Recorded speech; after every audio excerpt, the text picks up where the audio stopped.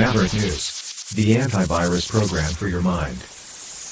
And now, the Freedom Reporters.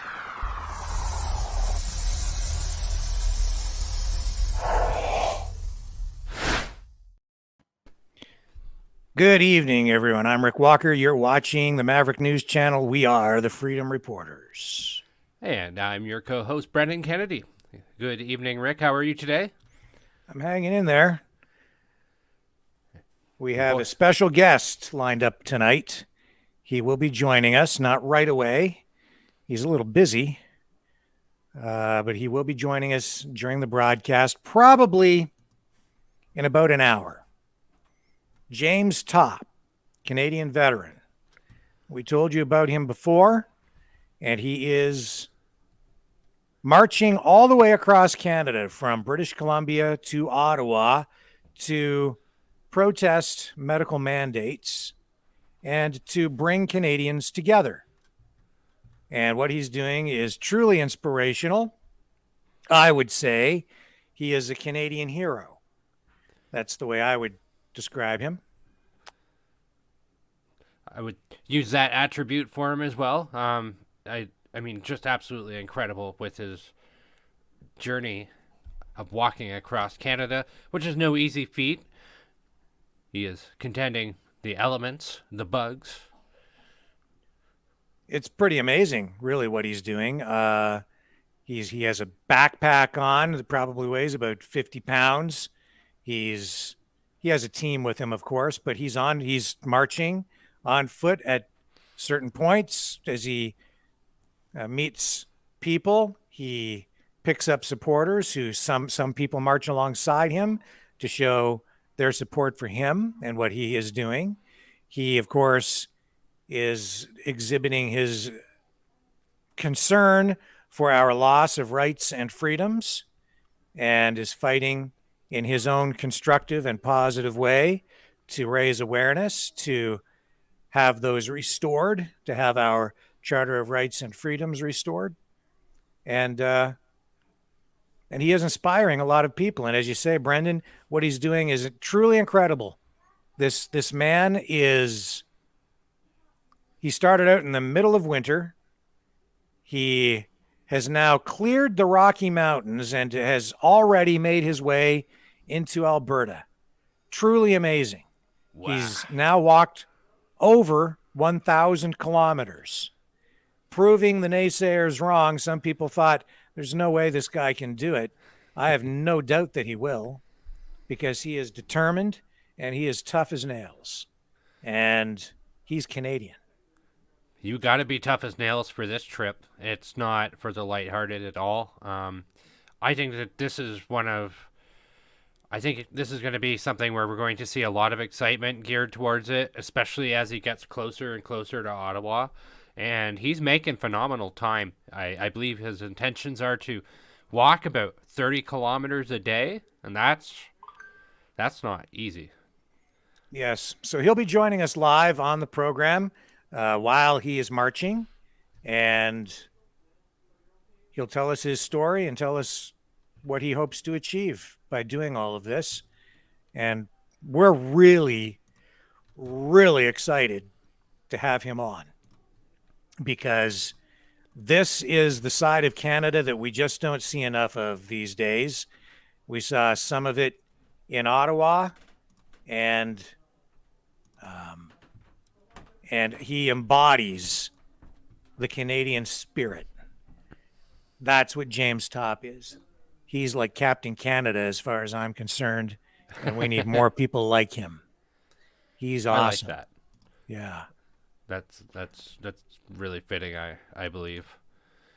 Maybe if I have bad luck, they'll offer you a position with his team and I'll lose you. And while we're on that topic, I'm going to bring this up. We had Tom Marazzo on. He also is a veteran, and he was involved with the Freedom Convoy in Ottawa, and he was on with another gentleman, and they were talking about Veterans for Freedom, and the website that they were going to get going, and that's now up and running. And I just want to show you that website now, because what they're doing is also inspirational, and it is very important because it is providing support and community for veterans, Canadian veterans. Veteransforfreedom.ca. And their website is up now. And you can see it here. And they actually have a little video running. And what they're doing certainly links into, what James Topp is doing with his March Across Canada. And I think maybe we should run their video first. We have lots of news of the day, but you know what? What these guys are doing is so important. And it needs way more attention than it's getting, because the mainstream media is not giving these guys the recognition that they deserve, or the support. So let's run this video, and I think it kind of sums up the spirit behind both Veterans for Freedom and what James Topp is doing. The small fringe minority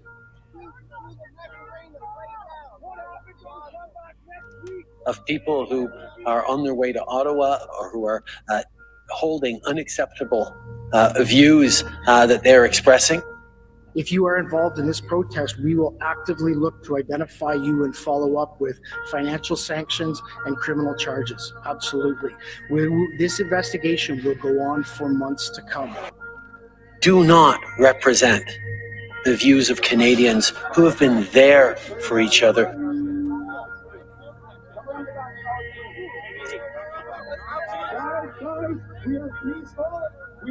Who know that following the science and stepping up to protect each other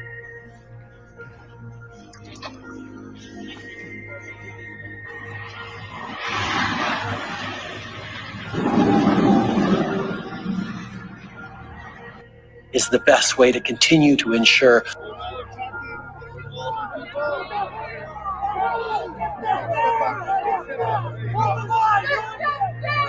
our freedoms, our rights. Oh my God! Oh my goodness! Oh my goodness! Look what you did!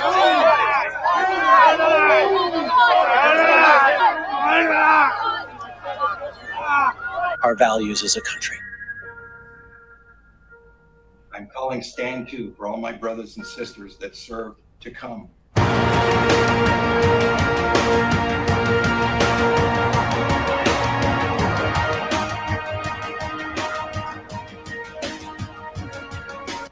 I'm speaking on behalf of veterans that have expressed grave concern for the direction our country seems to be going when you force your citizens to comply with orders that don't make sense.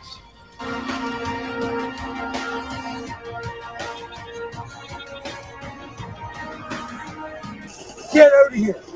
Get out of here! You're just as responsible for all this garbage as they are. Leave, bud.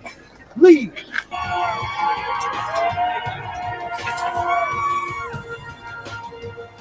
So the veterans have come forward and stepped up and came here to support people that are standing up for the freedoms that we all know as a Canadian. And we know what's right and we know what's wrong. So I'm calling on all veterans to come lend your voice to this movement.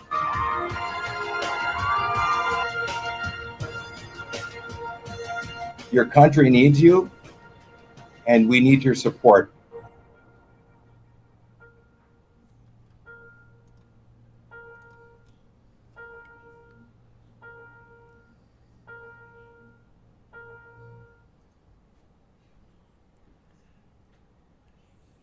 That right there. Wow. And you know what? This begs the question. There is a huge amount of Canadian veterans who are involved in this movement. They know what's at stake. They're not stupid. And I think that is a key indicator for the type of problems that it reflects in our society with everything that the government has done and everything that the people have allowed.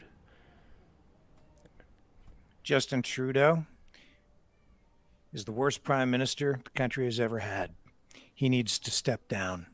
He should resign. He's a disgrace to the country. The Canadian veterans, all those guys, they paid for our freedom. The veterans who came before them, many of whom paid the ultimate sacrifice with their blood and their lives, they paid for our freedom. It's been bought and paid for. It's been paid for. And Justin Trudeau and the premiers across this country, they're stripping it away. They've taken it from us. We're not going to let it go. We're going to fight, and we're going to stand with the veterans, and we're going to fight for free speech right here. And we're going to call attention to the problems that they're creating. We're going to call out truth, and we're going to seek out the truth, and we're going to hold these politicians accountable. We're going to ask tough questions. We're going to expose the lies. And we're going to stand with these guys because that's what we have to do to honor them and all those who paid the price for our freedom. And when Justin Trudeau stands there and gives us this Orwellian doublespeak, saying that he needs to protect our freedoms by taking our freedoms away, but when he says it in a twisted, confusing way so that people don't really understand what he's doing, but then exposes his true intentions by beating people, having goons come in wearing police uniforms so that they can beat people with batons and shoot them with rubber bullets and bombard them with ultrasonic sound waves to blow out their eardrums and trample them with horses.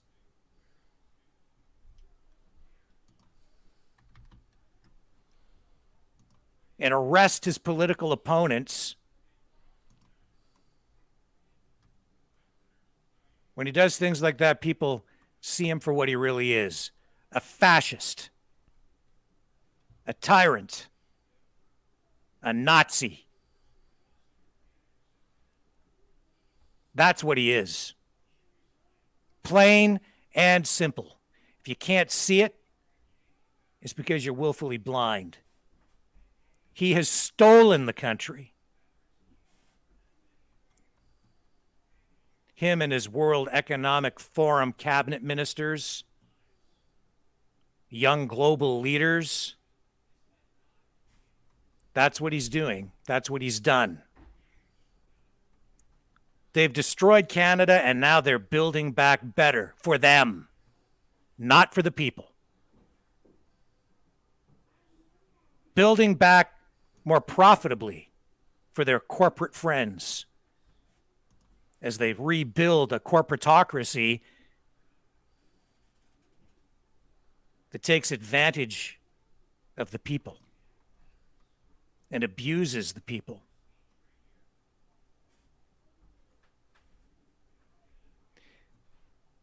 They will own no one, and they will be very unhappy by the time we are done, because we will lawfully and peacefully, politically, take this country back. We will sweep them all aside. If it takes 100 elections, they will go, because we will not stop fighting for truth and for freedom to restore this country to what it was. And the people won't stand for it anyway. We've seen that. The harder they squeeze, the more people wake up.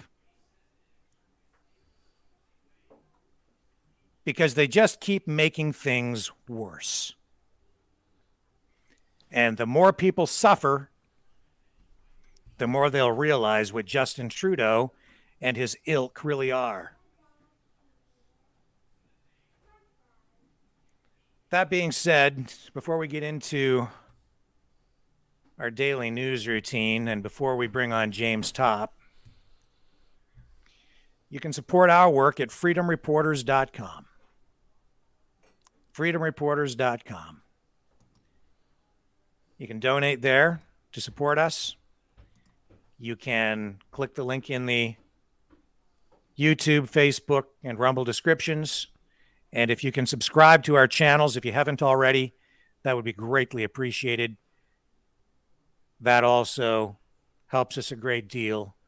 And the main thing we need to do here is spread the word, spread the information, let people know what is really going on as we work to restore this country by restoring the Constitution and the Charter of Rights and Freedoms and giving people their rights back. Rights that have been taken away from us by politicians who have cloaked themselves in rhetoric and doublespeak during elections, promising one thing and then doing something entirely different when they're elected. Promising safety when we know that the government can't make your life any more safe. Stripping our freedoms away in the name of safety. I'm telling you, folks, I had COVID.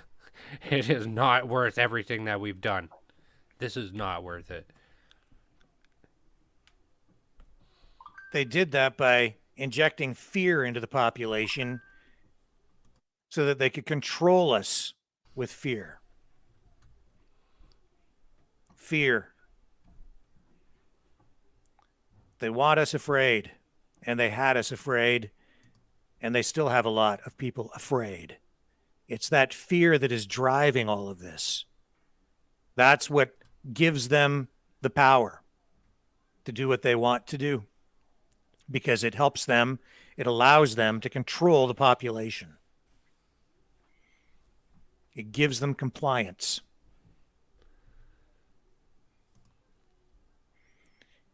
Which brings us to Bill 100 in the province of Ontario, Canada. A bill, which if I remember the name of it correctly, it is the Keeping Ontario Open Act. Am I correct in that? Something or other about reopening. For being open for business. That's the... Here, one sec. Yeah, Keeping Ontario Open for Business Act, Bill 100.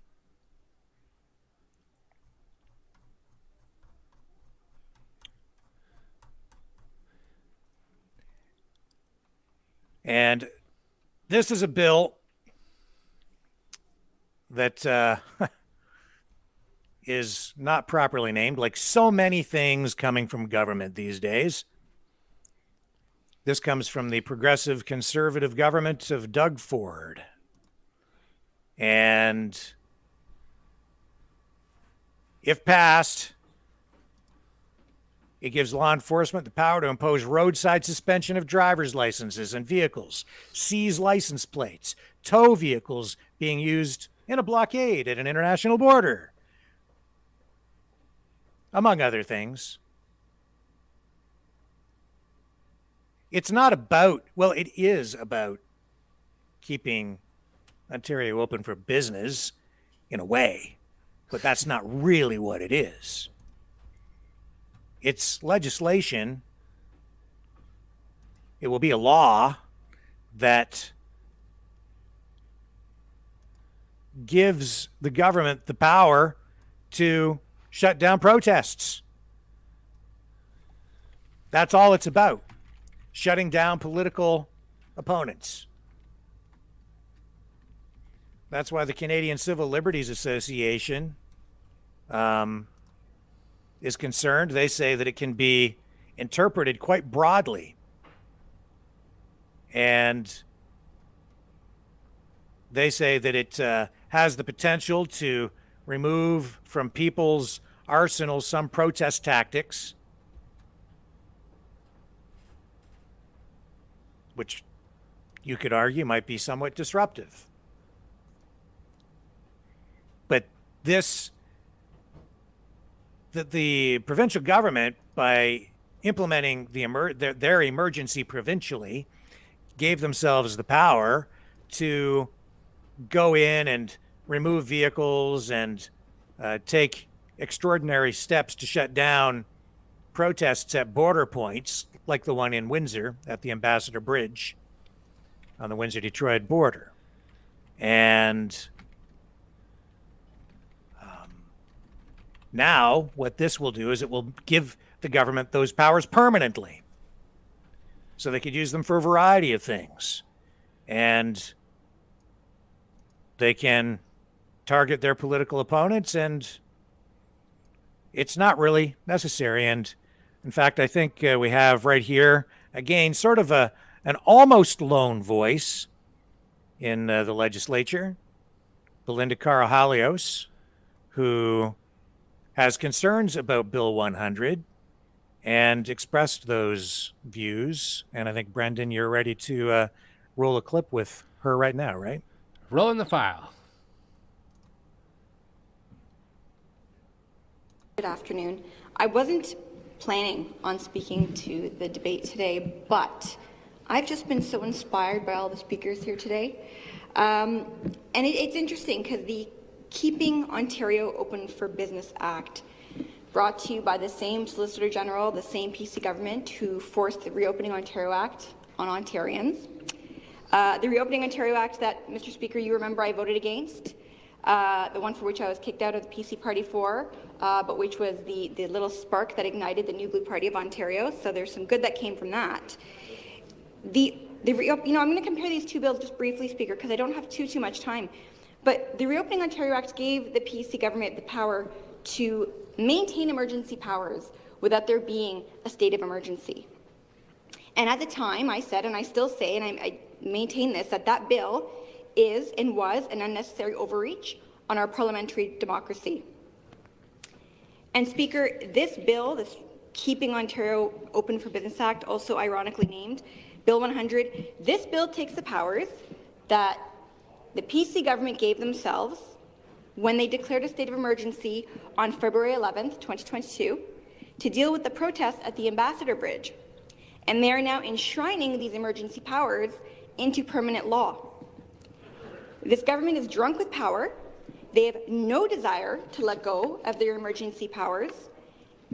And it really and truly, Bill 100 is a continuation of Bill 195, the ROA, the Reopening Ontario Act. The one thing that has been missing over debate for the last afternoon, even last week, is that no one has acknowledged why this has even happened. No one's acknowledged that people have been discriminated against. People have lost jobs. And I meet these people every day, Speaker, when I'm out and about grocery shopping, people who have had to leave long-term care work and they're now working elsewhere. Students who have lost their education. And it's okay to have a different opinion. My different opinion isn't misinformation. This is what the good of debate is. They can argue one thing and I can argue something else. Everyone's arguing the same thing except for myself, to be quite honest. And we need to learn from this. We need to grow with it. People, Ontarians, have largely felt ignored by their elected representatives, municipally, provincially, federally, and it's sad. And I know all of you guys are getting emails and phone calls from those frustrated Ontarians. They are frustrated. It's been 2 years of this, and no one has acknowledged that the reason for the protests in Ottawa and at the Ambassador Bridge is because of 2 years of poor policy that has been rammed through by this government. Speaker, this bill, Bill 100, it's not about keeping Ontario open. It's implementing rules that intend to silence the Ontario public, to discourage individuals from engaging in the right to protest, And there were a few especially troubling schedules and pieces in this bill. So one, not entitled to a hearing. The other, if asked by a police officer to help in removing or storing the object, the person must promptly comply. There were penalties of a fine no more than $100,000 to a max of $500,000 and imprisonment for a term of not more than 1 year or both for an individual. For corporations, penalties could be as high as $10 million. And there was a requirement to identify. And, you know, listening last week, Thursday, when debate was occurring, and they kept saying, the government kept saying there's no impact on peaceful, lawful, and temporary protests, that the scope is narrow. Where are these definitions? Where is the definition for this? Who's defining what's peaceful and lawful and temporary? Where is the scope? Just saying it doesn't make it true. So we're going to put it into regulation then? It is unbelievable, Mr. Speaker. It is unbelievable. And you know, now the police are going after and locking up the member from Lanark, Frontenac, Kingston, an elected member, because why? Because he's a political opponent? Why? And it's not about friends to the member across. This is not about being friendly. It's about being fair. People know where I stand on all these issues. Everyone knows. But it's about being fair. The man is an elected representative, and it's a witch hunt for the guy. Speaker, the Highway Traffic Act currently allows already for police officers to move vehicles or objects that are blocking the normal and reasonable movement of traffic on highways and bridges. And at this point, there is no reason to table or pass a bill like Bill 100. Events like the trucker convoy, which is what the PCs claim spurred this legislation, they're rare events. And if needed, then a state of emergency can be instated, because that's what that legislation is there for. Making these emergency powers permanent is yet another example of the PC party's disdain for freedom of speech and their love of unnecessary government overreach and draconian powers. So, Speaker, it is clear, I hope, that you know I will not be supporting this bill, and I believe it should be taken right off of the table. Thank you, Speaker.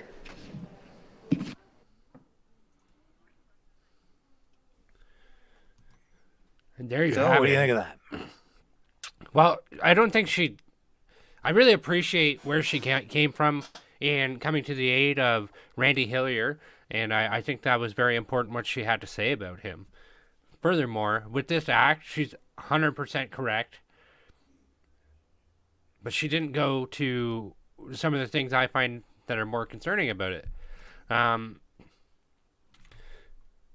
under the act, it allows arrest without warrant,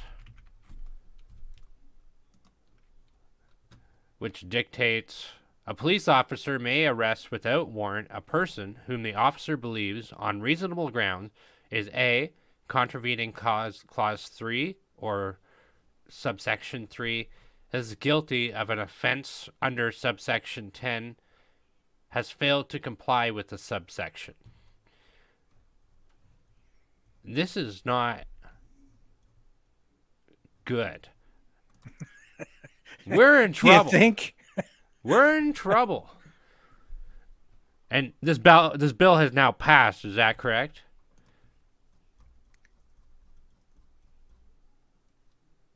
Oh, hang on. I'm getting triple audio here, Brendan. Oh. I'm getting triple audio. I need a moment to get things worked out technically here. Okay, sorry.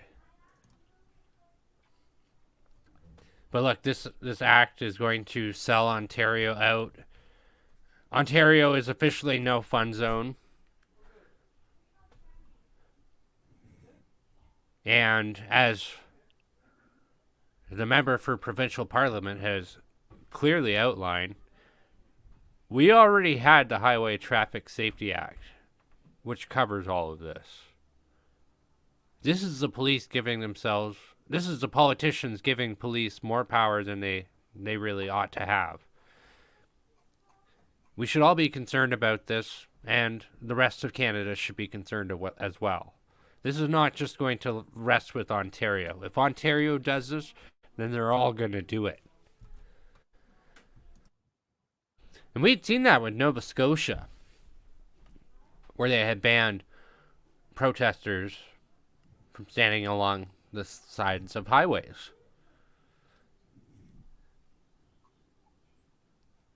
Canada's in trouble.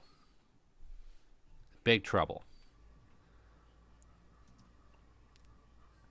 I wish I knew what we could do about this. But as far as I'm concerned, all the politicians in Queen's Park in Ontario, they've failed. Astronomically failed. The best part is that these are all people who go, oh, well, you know, this doesn't apply to me, so yeah, I'll vote for it. And Chubb Ford says jump, and they all say how high. Like, this is absolutely ridiculous. And this is coming from a guy who had tried to run in the last election based off of cutting red tape. Well, it doesn't look like he's cutting any red tape. This is more red tape. Giving the government more reasons and more excuses to be able to pull you out.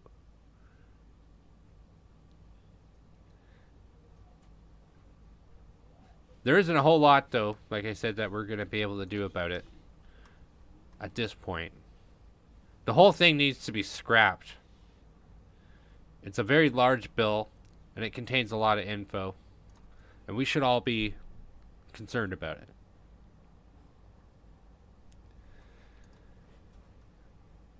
It's just a waste of time. It was already illegal to block access to infrastructure, roads. It's that the police didn't deal with it in any different way. I don't think that's appropriate. But what are we going to do?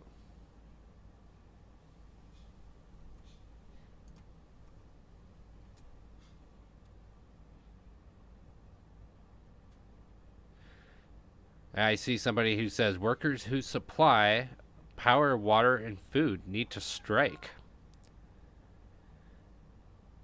I don't know how effective that would be. We had seen people calling for a national strike day. It wasn't effective. At the end of the day, you can't get enough people to vote for a political party, let alone jump on board with an idea like a national strike.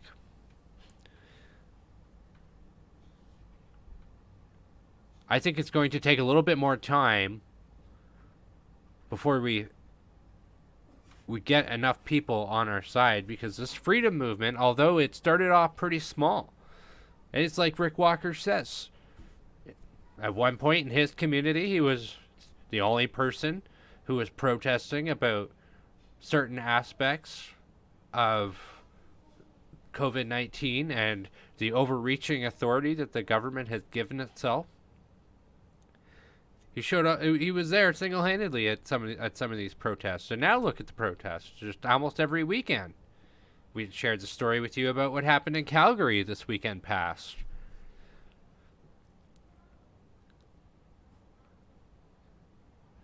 And so by my estimation, the freedom movement has grown over the past 2 years. How long will it take for it to grow into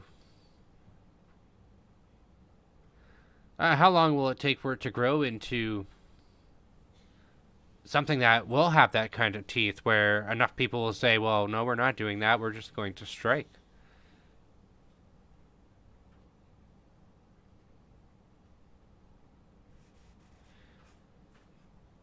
Another individual comments, you can't get enough people to wake up to what is going on because of the media fake news. Well, I think the number of Canadians who actually watch the state broadcaster is something around like 2% or less. Probably even less than that listen to CBC Radio. I don't know how much power that the media actually has with the fall of cable, the fall of mainstream news, less and less people are going there for it. So I don't know how effective that is either.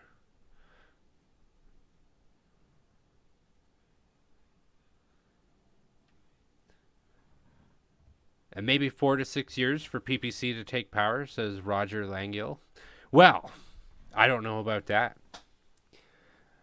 That is a possibility. I would say probably even longer. Politics moves very slowly in this country.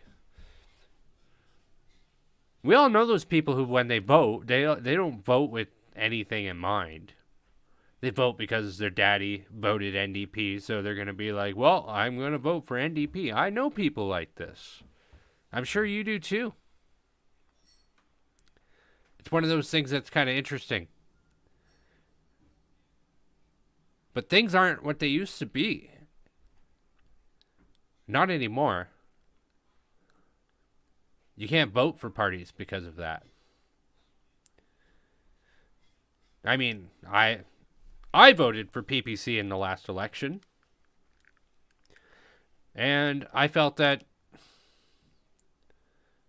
I didn't think that they were going to win. But I did think that their values were more in line with what my values were. We definitely have to get out of this whole thing where when you vote in a political party, that you stop thinking that you're going to vote for somebody who's going to win. I mean, if by that estimation, I've lost plenty of times.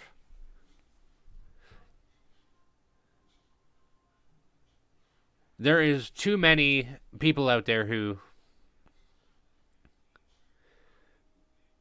I can't say that I understand it. So when a lot of people vote, they go, oh, gee, I want to vote for the team that's going to win.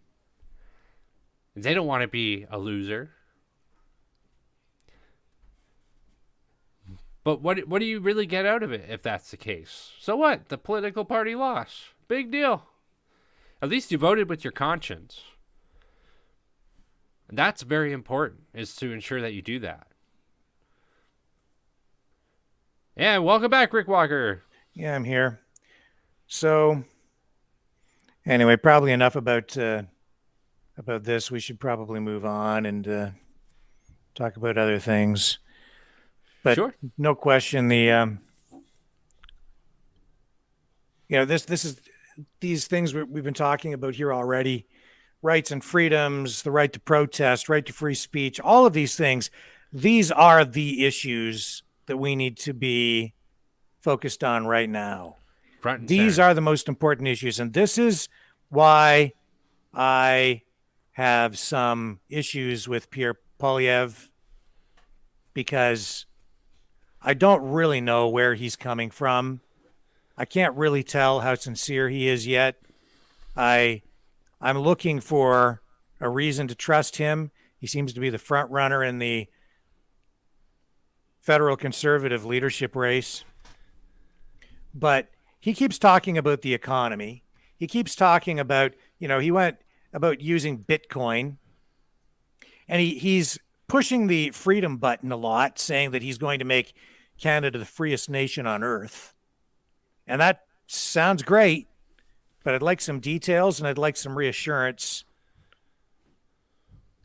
in the face of 2 years of lockdowns and pandemic measures that were overreaching without question.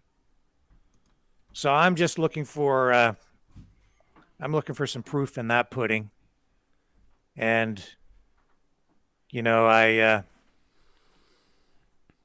I just don't know. I don't know either. And a big part of how he came to fame was really during the WE scandal, when he's sitting there and he's grilling the hell out of Justin Trudeau, and quite well, I may add. But it's all show and theatrics. He hasn't really given us anything to really show any type of sincerity. See, here's my concern. Like when it looked like they were popular, and they were, as you saw in that video on the veteransforfreedom.ca website, which you can go to, by the way, to learn more about what those guys are all about. But in that video, you saw that there were people lining, standing on those overpasses. We remember that outpouring of national pride.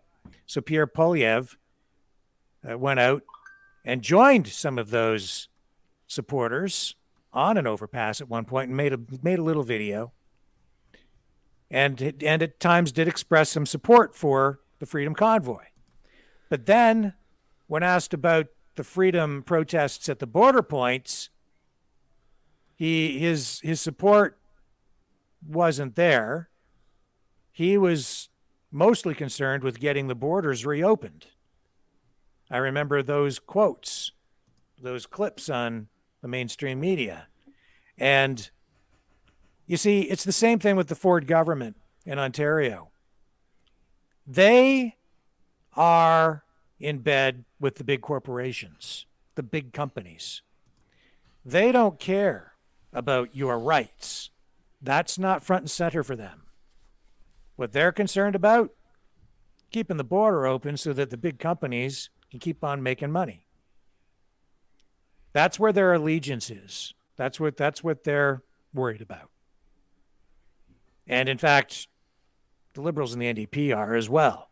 But that's what they were talking about. And if you go back and look at the quotes from the Premier and look at the news clips from the mainstream media, back when those border blockades were ongoing, that's what they were talking about. That's what they were worried about.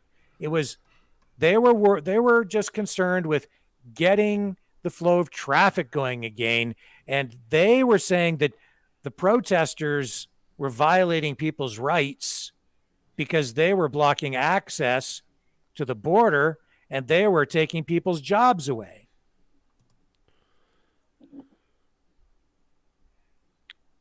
But you see, they didn't care about the jobs as they related to small business during the pandemic, did they? When they shut all these businesses down, who did they support? Big corporations. Your Walmart was open. Your Costco was open. The big corporations got big handouts during the pandemic, while small businesses suffered. And accommodations were made for big companies because they were declared essential. And during the blockades, that's all they cared about. They didn't care about the truckers. They didn't care about you. They didn't care about your rights. All they cared about were the property rights of the big corporations, which they extended out to the border points.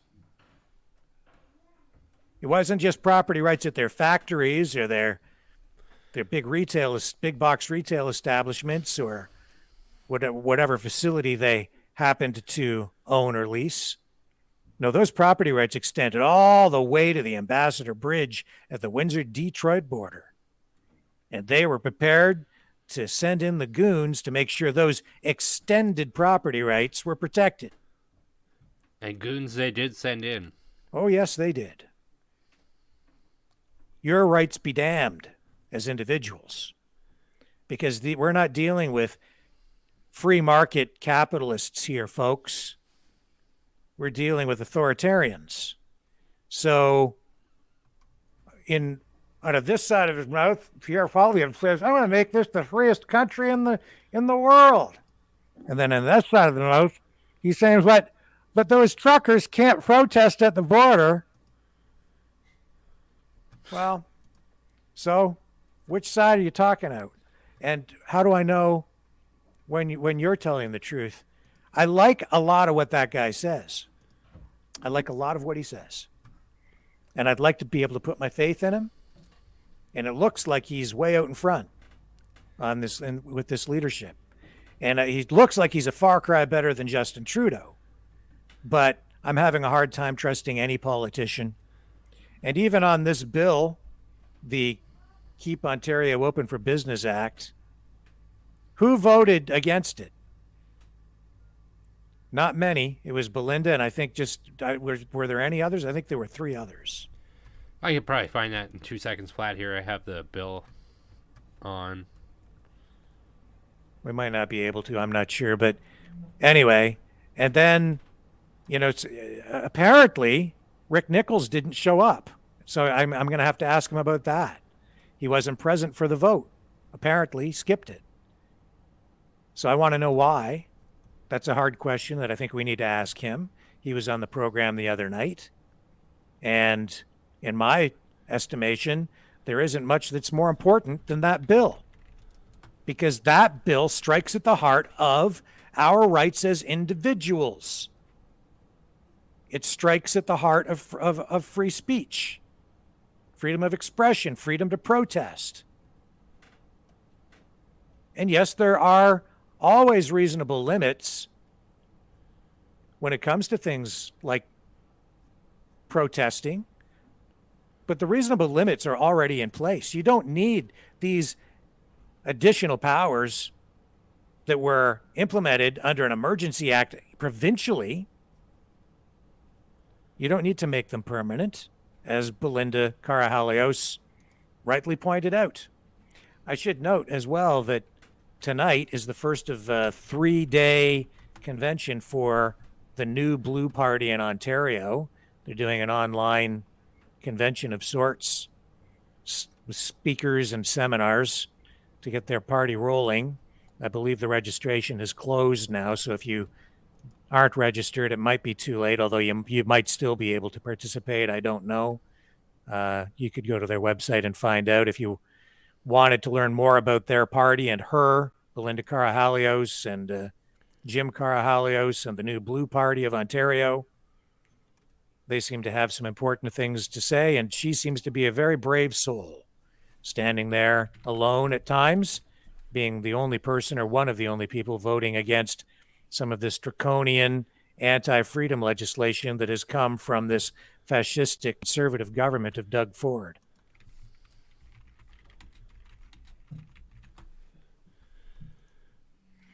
Marlene Richards says, Belinda is new blue. I really like her. She stands up, even Bill 67. That's absolutely right. Bill 67, another piece of legislation that is extremely dangerous, embraces critical race theory, embraces identity politics, and is a major assault on our freedoms, makes thought crimes a reality, and plunges us into this dystopian Orwellian future that I honestly, even as a kid, feared. And now we're living through it. McGee, I guess, I'm not sure how to say that.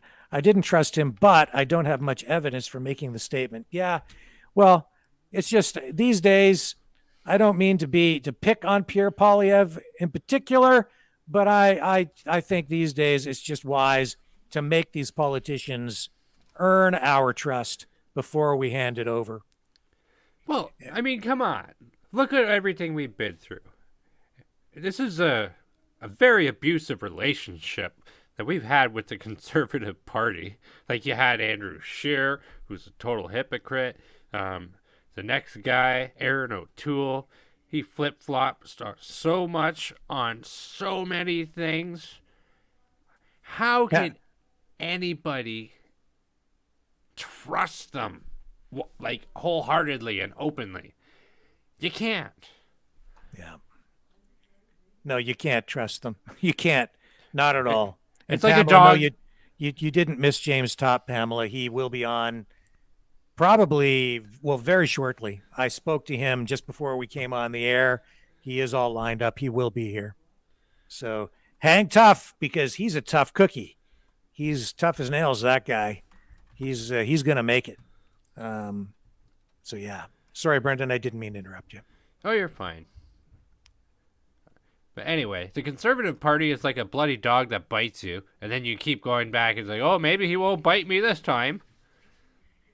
Right? Yeah. It's just, we just gotta keep your guard up, be aware.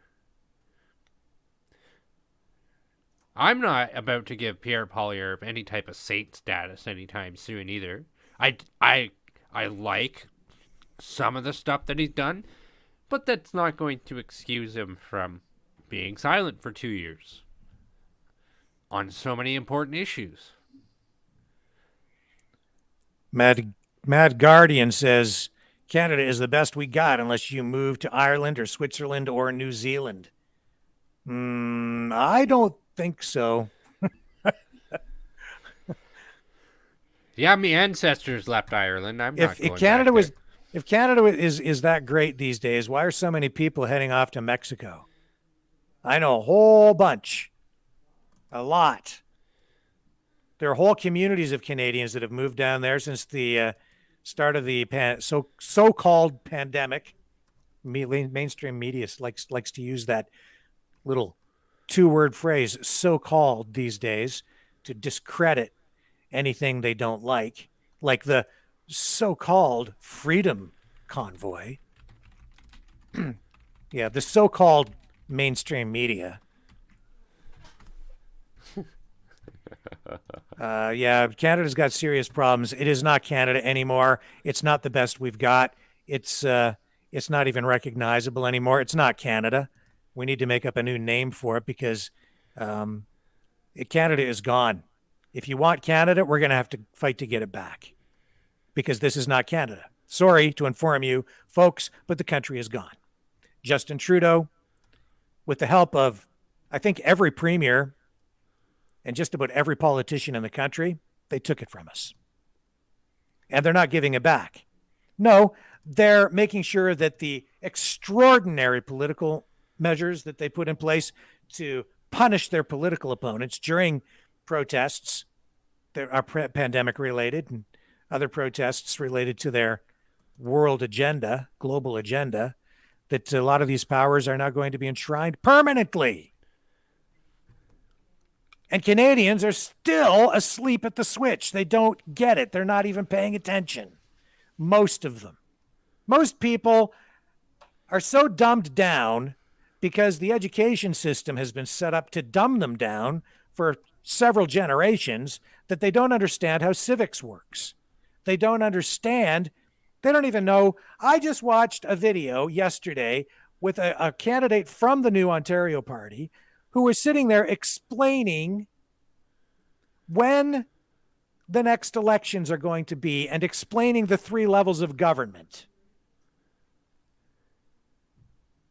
And I'm not criticizing her for doing it. I'm just pointing out that she felt it necessary to tell people what the difference between municipal, provincial, and federal government is, so that they would know kind of what they were going to be voting for in the provincial election in Ontario in June. Because all the people she'd been talking to didn't understand and thought that if they were voting, they would be voting for Pierre Poilievre to be the prime minister in the upcoming provincial election so they could get rid of Trudeau. But they weren't sure how Doug Ford factored into it, I guess. So she had to kind of explain it to people in her video. So that's how she's campaigning, explaining to people what a provincial election is. We're in serious trouble. People, it's true. It is true. I talk to people all the time, even people who are supposed to be politically engaged, people that I know are working on political campaigns who even now don't understand the difference. I talk to them and they don't understand. When I try to have conversations with some people, it's like I'm talking to a blank page sometimes because they don't understand. An alien from another planet. If you don't even understand the process, how are you going to change the system? How are you going to know who to vote for, what to vote for? You ever envy these people sometimes who just don't know? I do. Ignorance is bliss.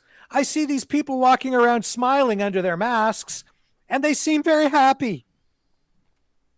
I, on the other hand, as you can plainly see, have a little bit of trouble with all of this. Likewise. I'm just a little bit agitated, Brendan. Well, I talk to people all the time, and they'll be like, well, I don't know nothing about politics. And I'm like, well, you know what the other thing is? Those goon cops who are beating the crap out of people, I'm pretty sure a lot of those guys don't know much about civics. I'm 100% confident of that. If they really knew what the hell was going on, I don't think they would do what they were doing. Yeah, I don't think so either. Well, I don't know if this is true. Let's do a generational comparison. How long was your civics course when you went to school? Miss Jensky says, Rick Walker, no, they're not happy. Rick, not really. You're right. In a way, you're right. Yeah.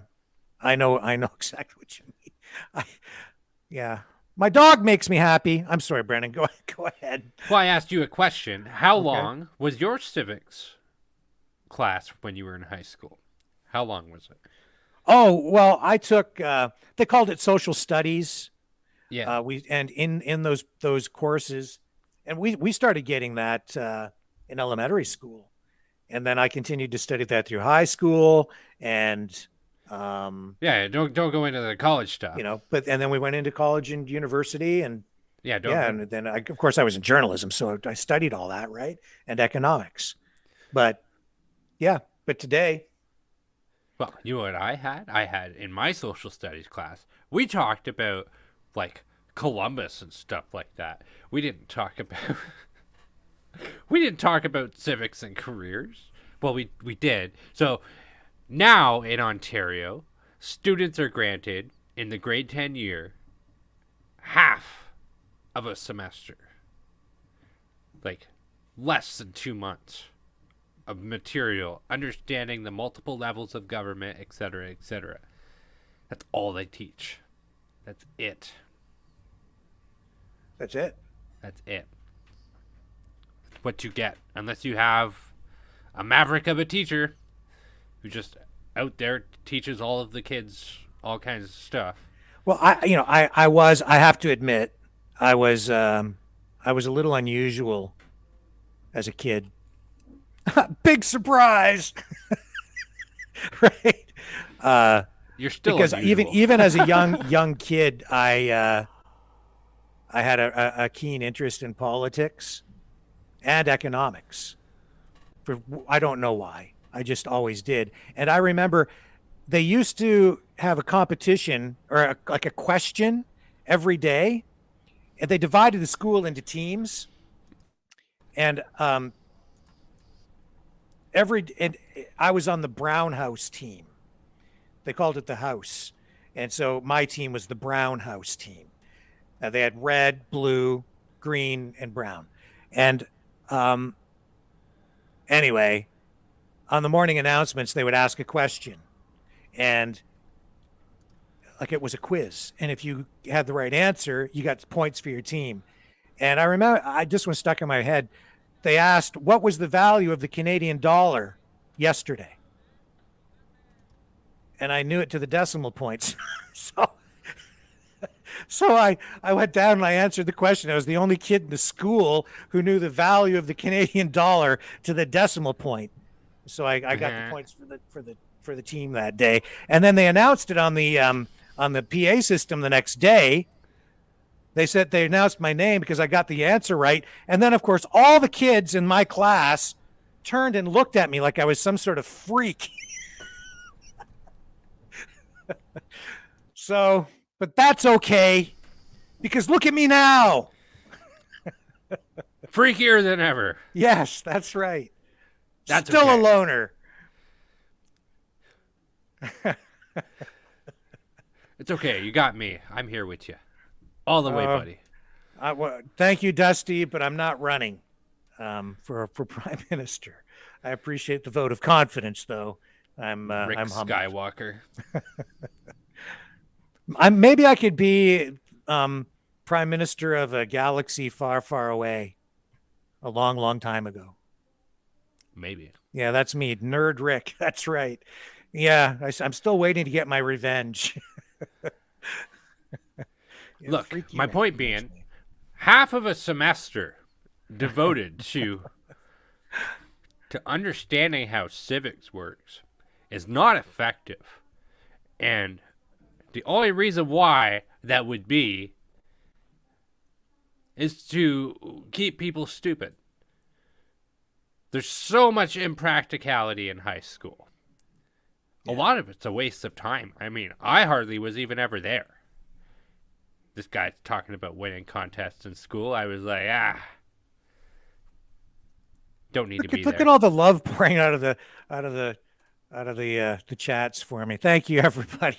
I appreciate it. See, this is my revenge now. I'm getting all this love here, all the love that I didn't get when I was in elementary school. Yeah, that day I was just hoping I didn't get beat up on the way home.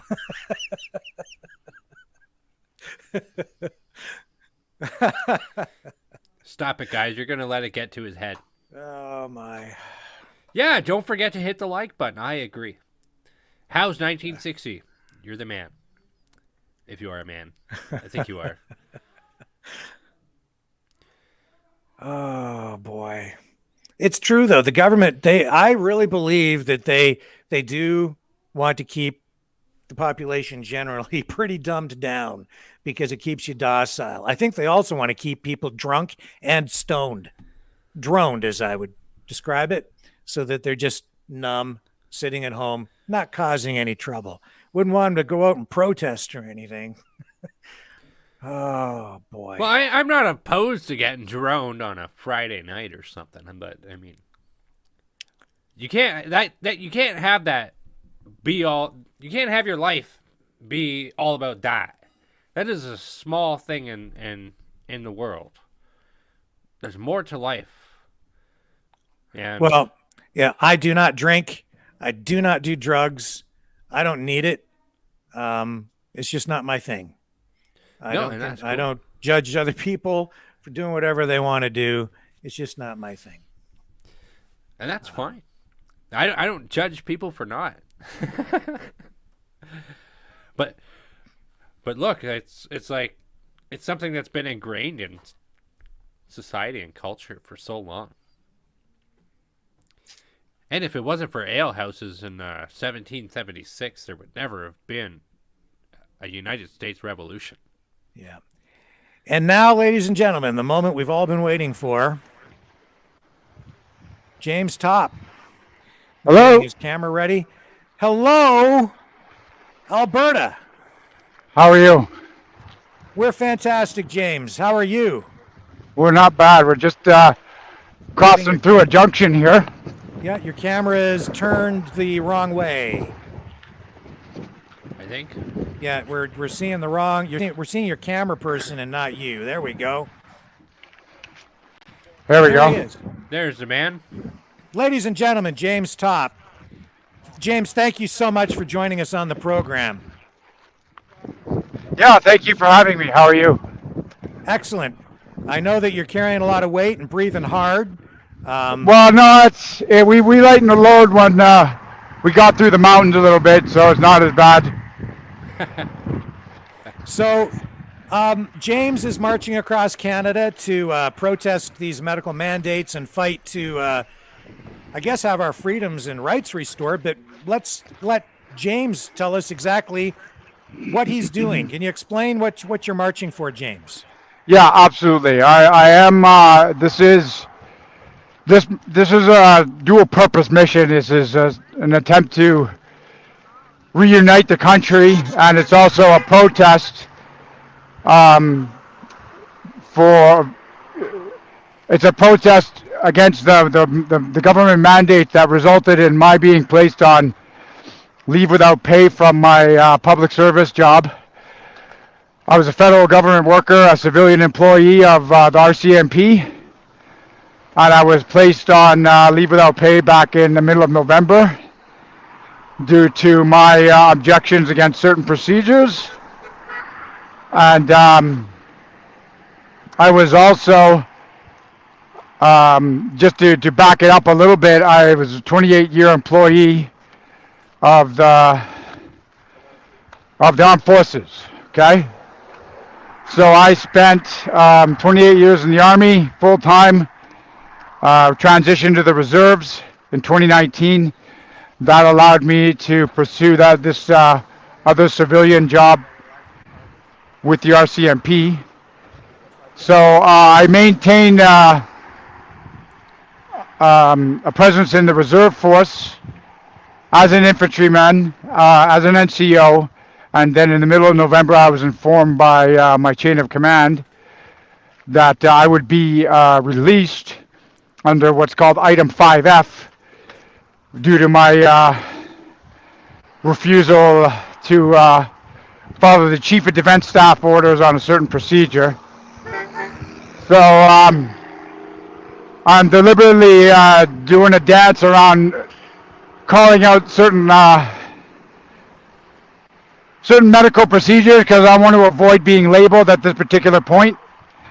And but I'm sure you see where I'm going with this. Yeah. So the point is that in the middle of November, I received 2 kind of serious blows, and it really laid me out. And then being told I was going to be released from the armed forces on an Item 5F. This is called the administrative release process. And what happens is there's a series of steps that are followed, and you get this kind of black mark on your record, and I just didn't sit well with me, and I'm sure that it doesn't sit well with a number of the other military personnel who are facing this similar procedure. Administrative release, that is. So in and around that time of year, November, really sat around wallowing in self-pity. Had spent the previous 2 years following, what was happening in this country with regards to the damage being done by the implementation of these various policies. And I just finally got to the point where I really questioning what I should do. And then we had people like Corporal Danny Bulford speak out. We had the truckers movement and the Freedom Convoy, and these kind of things, along with other folks who had been speaking out for 2 years and longer. I finally was able to get some inspiration from them and move forward and figure out what I could do. And being an infantry soldier, marching for prolonged periods with a pack is something I knew I could do. So I decided to do something, right? I decided to take some kind of action, and this is what I'm doing. So this is a protest against the policies, but it's more than that.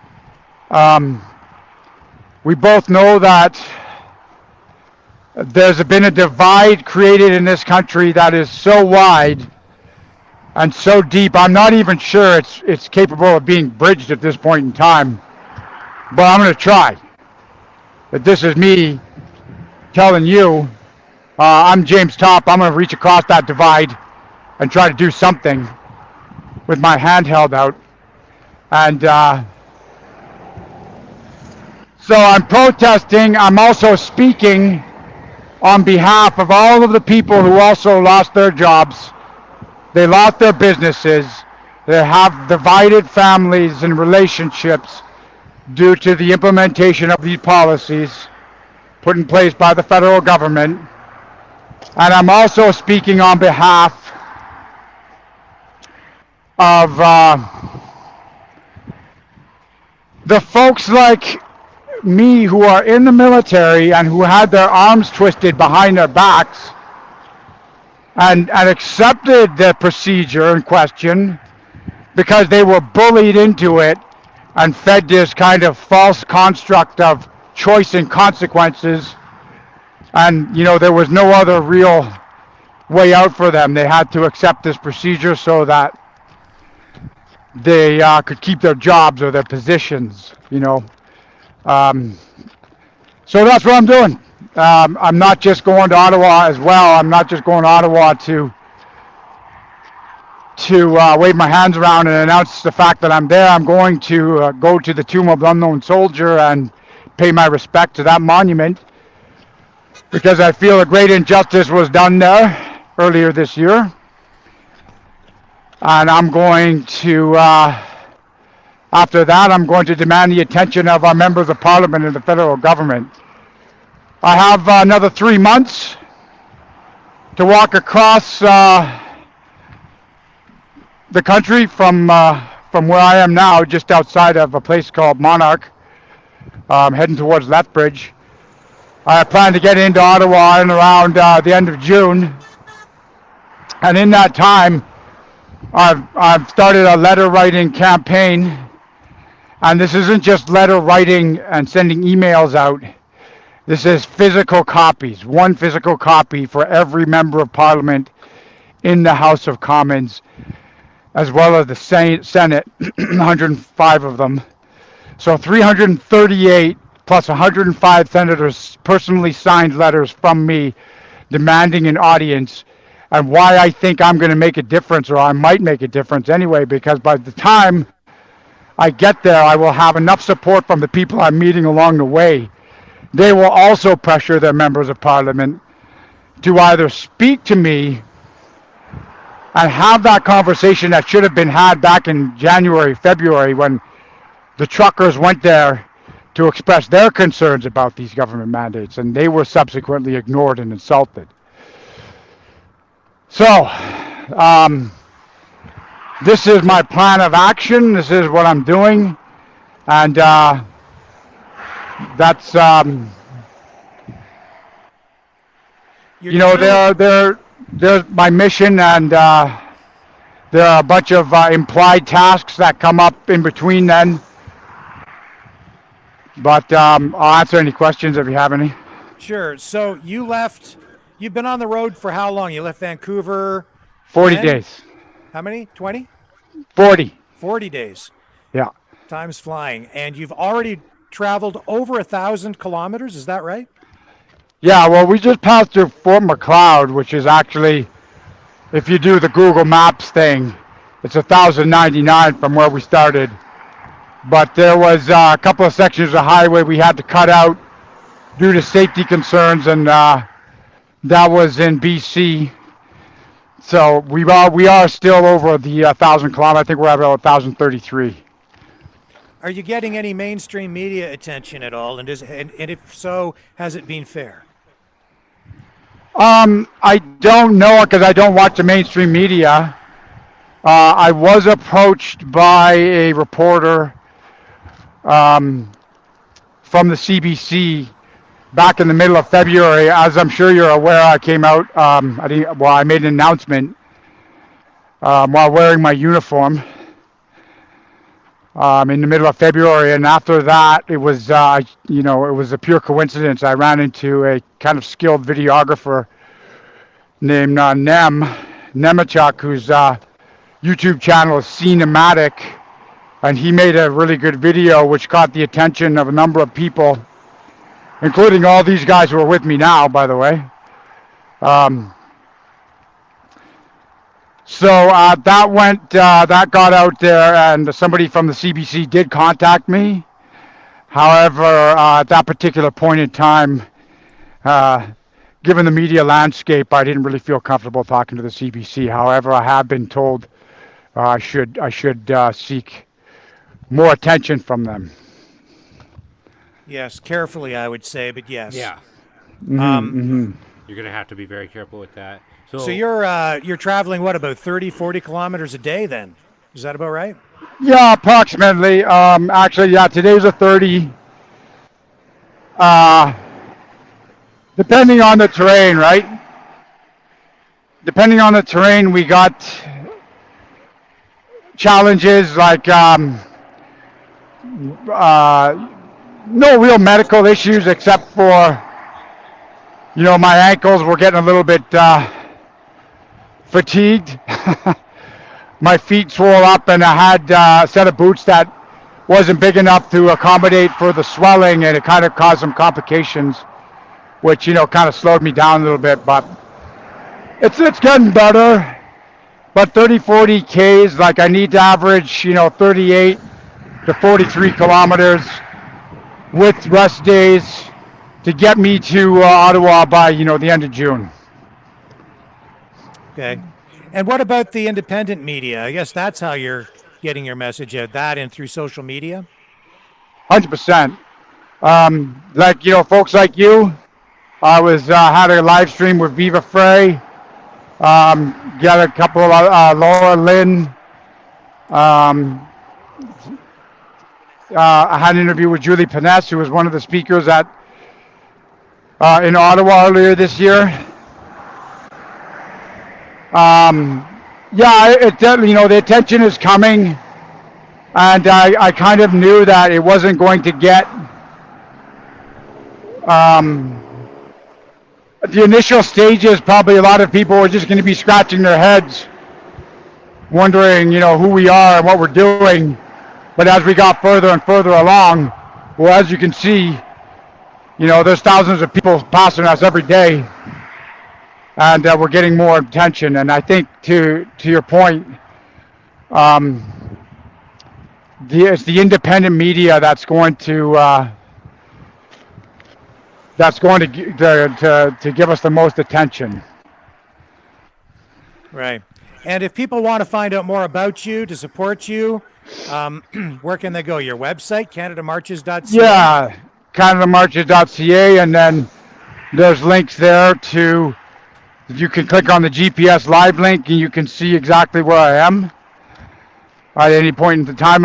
We usually march between 8 and 6 p.m. And there's also all of the links there to all the various social media platforms that we're on. What you're doing reminds me so much of what Terry Fox did, what Rick Hansen did with his Man in Motion tour, and now you're doing this. Was there much work? I mean, you must have had to work this out with a lot of logistics and help and organization. What's gone into that? Well, you would think so, but no. I mean, I have through my training in the armed forces, I had lots of experience kind of planning operations and stuff, training and other training. But the initial germ of this idea was just me. I just figured, okay, well, maybe somebody will take interest, maybe somebody won't. In some way, shape, or form, though, I felt very strongly that I had to do something. And I wasn't really sure if anybody else would want to join me or be interested enough to care about what I was doing. So when I made the announcement in uniform, and then I got approached by a bunch of different people all wanting to help out. And it just kind of snowballed from there. So I would say that as an organization, when it comes to that kind of logistics and planning, it was very much, we are just coming out of the toddler phase. We're just kind of staggering along, like our messaging on the platforms, the media platforms and stuff was kind of, inefficient, and it still is in a lot of ways, because it's kind of hard for us to predict, like, how far we're going to get in one day and whether or not we're going to be in between a town or land in a town. Because this is something we're doing. It's a demonstration of what you can do when you put your mind to it.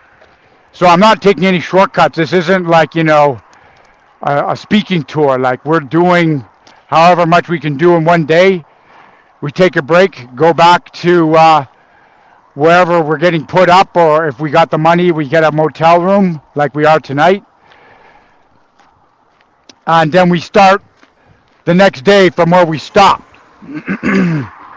So the public support on this has really been the key factor in us getting as far and as fast as we have, because folks have opened up. There's 9 of us now on the road. And with the addition of today of Tanner, he was one of the fellas at the Ottawa rallies earlier this year. He's dropped in today to take some video, and you know, we relied so much on, or we are so thankful for the support we got from the public who found out what we were doing and said, you know, hey, you can come stay at my place, sleep in the basement, or, you know, we got a big house, plenty of room, put your air mattresses down. We were actually in Fernie, BC. We got a couple hotel rooms, which was just, you know, in order for this to go forward, we need that rest. It's of vital importance. And if we had been having to camp out every single night, we wouldn't have made it this far. So I don't know if that answers your question or not. We're not this, you know, we're not a fine-tuned organization with enough funding to kind of have, you know, a forward logistics element that's going to plan all that stuff for us. We're all just doing it on our cell phones and laptops, and folks reaching out to us on Facebook and stuff. That's incredible. I have to ask, what do you have any concerns for when you arrive in Ottawa? No. I mean, I know what I got to do when I get there. I got to remind members of the federal government who they work for, because I think that they forgot that. And I'll stay there and march around for as long as it takes. Right. So you're going to stay there and on site and protest? Well, we'll see how it goes. I owe you guys 66 to about 75 kilometers, because what happened was there was a section of the highway, like I said, there just wasn't enough shoulder for us to walk on. There was too much snow, especially in and around the area of British Columbia. I don't know if you know that area between Manning Park and Princeton. A lot of mountainous terrain, switchbacks, and there was one section of Kootenay Pass. We were asked we were told by BC Highways that pedestrians are not allowed there. Wasn't going to contest that. It was a legitimate safety concern. So having said that, I still owe y'all about 75 kilometers, so I'll make that up in the National Capital Region. Okay. We forgive you. Don't worry about it. You're inspiring a lot of people, and they're coming out. And are you finding that the people coming out to meet you are inspiring you as well? Oh, hell yeah. Yeah, I mean, this is... I'm not a particularly spiritual person or religious, but there has been a lot of coincidences that are really hard to explain. For example, Terry Fox was alive, and I am in no way comparing myself to Terry Fox, because I'm not that man. He is something bigger and better than I am. So I was a kid when he was doing. I was a little kid when he was doing his thing, and I didn't forget that. I left from the Terry Fox Memorial. About 4 or 5 days later, I met a kid in Abbotsford named Jacob, and he was an amputee with the same condition that Terry Fox had. And he came out and marched with us for 20 kilometers the next day, because they invited us to stay at their house. And that inspired me. I guess so. Yeah, and you've had kids. I've seen kids giving you pictures that they've drawn. Yeah, coming to march alongside you, right? Yeah, it's pretty awesome. I still got my lucky marble that a 3-year-old gave me, Ariana. That's awesome. That's phenomenal. And I guess the message, part of your message, is directed right to veterans, right? Yes. So what is it you want to say to them? Well, I would say to them that we need to get together, and because we still got work to do. We got a little monument that belongs to us that I think was dishonored, and we need to take that back. Can you explain what you mean by dishonored? You're talking about when they put the fencing around it? Yeah, I'm talking about when on order, the members, the veterans who were there were violently pushed off it. I'm not talking about any phony baloney reporting about it being defaced. I'm talking about forcible removal of veterans who chose to stand by that monument. That's what I'm talking about. Right, and then they did put fencing around it, and then we saw the veterans actually take that fencing down, reclaim that monument for veterans and Canadians, and then defend it and take care of it, care for it, and sweep the snow off it. Yeah, exactly. So there's that, and the thing is, I know that the veterans who of my generation and all of the veterans that are come and gone, they didn't do what they did to watch this country slide into what it seems to be turning into. And we got to do something. We got to set an example, and we got to set an example for them folks still in uniform. And when you say that, are you focused on the erosion of our rights and freedoms and like the Constitution, the Charter of Rights and Freedoms? Yes. Yeah. Have you received any trouble from anybody on the roadside in your journey at all? Not particularly. I mean, there have been a few occasions. There's a shouted comment from somebody moving past, or a one finger salute, somebody coming towards us. It does happen from time to time, less so over the last little while. But nobody has, there was only one kind of a weird incident when we got into Alberta. Somebody taking pictures and then driving away with no real, most folks got, they want to take a picture and say hi. And then when folks take pictures and then disappear, that's something else happening there. But no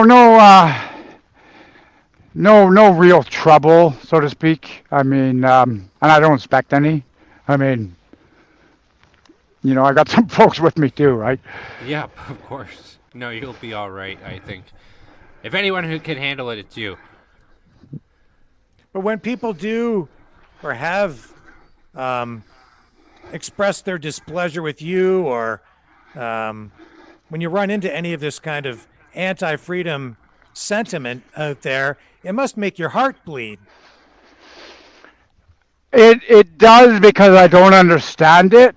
However, I respect that they have the right to their opinions. Yes. So, I mean, I like, I've gotten past the point where I spent 2 years frothing at the mouth, gnashing in my teeth about how we got here. And I just came to the realization that it's not going to change anything. I can't forcibly change anybody's mind. I'm not going to grab them by the collar and the action photographer.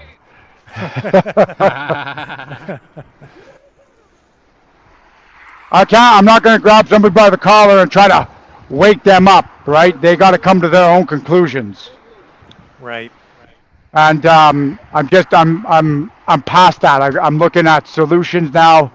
This is why we do our little segments on the Charter of Rights and Freedoms, or asking folks like how their own government works, because they don't know how it works. And if they don't know how it works, they won't know how to fix it. We were just saying that very thing, yes. So how do you, for example, how do you educate them? How do we get to them and explain things? Well, by doing this. This is the way it's done. Like we get to these places and there's little groups, like church groups, and they want to have a potluck dinner, for example. And I tell them everything I just told you. And I say, hey, listen, I want to do this. You add your voice to mine. We got 3 months. Here's how you do it. You write a letter to your member of parliament. By the way, do you know how many members of parliament there are? And a lot of them don't know that. And to be honest, neither did I until I looked it up. There's 338 of them. Yeah. So, you know what I mean? Like, how many of the folks know about the different components of our government and how it works, right? So it's just, you just ask them questions, and then they come around, they figure it out. So you've mentioned that some people are, giving you places to sleep and things like that, but what do you really need? How can people come out and assist you? What do you need? I need folks to, I need them to understand that, because I hear this a lot, since I've started this. There's lots of folks and they say, I want freedom. We want freedom. And I'm like, okay, do you want freedom as it has been explained to us in the Constitution and the Charter of Rights and Freedoms? Or do you want freedom from something? And what they want is they want freedom from something. I'm not really sure if they're able to articulate that. And I think what they want is they want freedom from the direction that this country is going. That's what they see as the problem. So there's stuff like that. I mean, and another thing is that we're not going to get any progress by, we are insulted, we are called names and labeled and pushed to the fringes, but it's not going to do us any good trying to counter that with our own insults of people being sheep or being asleep. The folks who, I don't know how to put this, who feel that everything is appropriate and that everything that was done for a good purpose, they're just as smart and aware as we are. They believe things differently. And how do you challenge a person's belief? Like, you ask them questions. And then that hopefully encourages them to ask themselves more questions. So, does that make sense? Yeah, of yes, course. It does, absolutely. What would you say you've learned about your experience so far? Like, has this taught anything to you? Beg your pardon? Has this taught anything to you? Have you learned anything from starting this big journey? Something new? Yeah, I've learned that I care about people and what happens to them. I mean,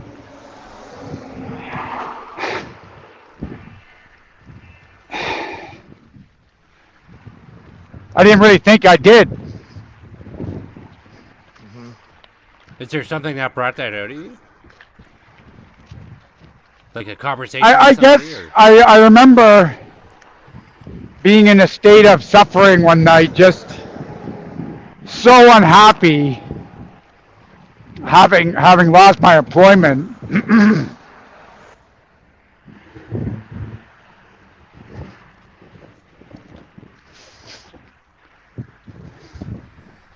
So in that way, I guess you got in touch with yourself spiritually in a way. Well, I wouldn't say it like that. I mean, it's what happened was that I just got to this point where I realized that, hey, can you pick that up? I just saw something lucky. So I remember thinking that there's no way that the folks who put all these things in place, all these mandates and stuff, there's no way they know what suffering they're causing to people. You know what I mean? Yeah. And it just And just to back up a little bit, since I started this too, I'm also a secondary mission, or one of my tasks doing this is to get the stories, get the personal accounts of everybody who's had that job loss, or they've had relatives that have been injured, from the procedure. So I can take that and I can tell these folks in the government exactly the suffering that has been caused here. So, I hear that stuff, and I realize that, like, this is I guess this, like, I that's something I learned about myself, I guess. So how do you think you can make the politicians, and I guess even the bureaucrats, listen to you? When you get to Ottawa, they ignored the truckers. What can we do to make sure they listen to you? Well, enough folks got to tell them, hey, listen, there's somebody who believes so strongly about the principles that this country was founded on, and how they were enshrined in the Constitution and the Charter of Rights and Freedoms, that they actually walked from Vancouver to Ottawa. And they can keep telling them that, and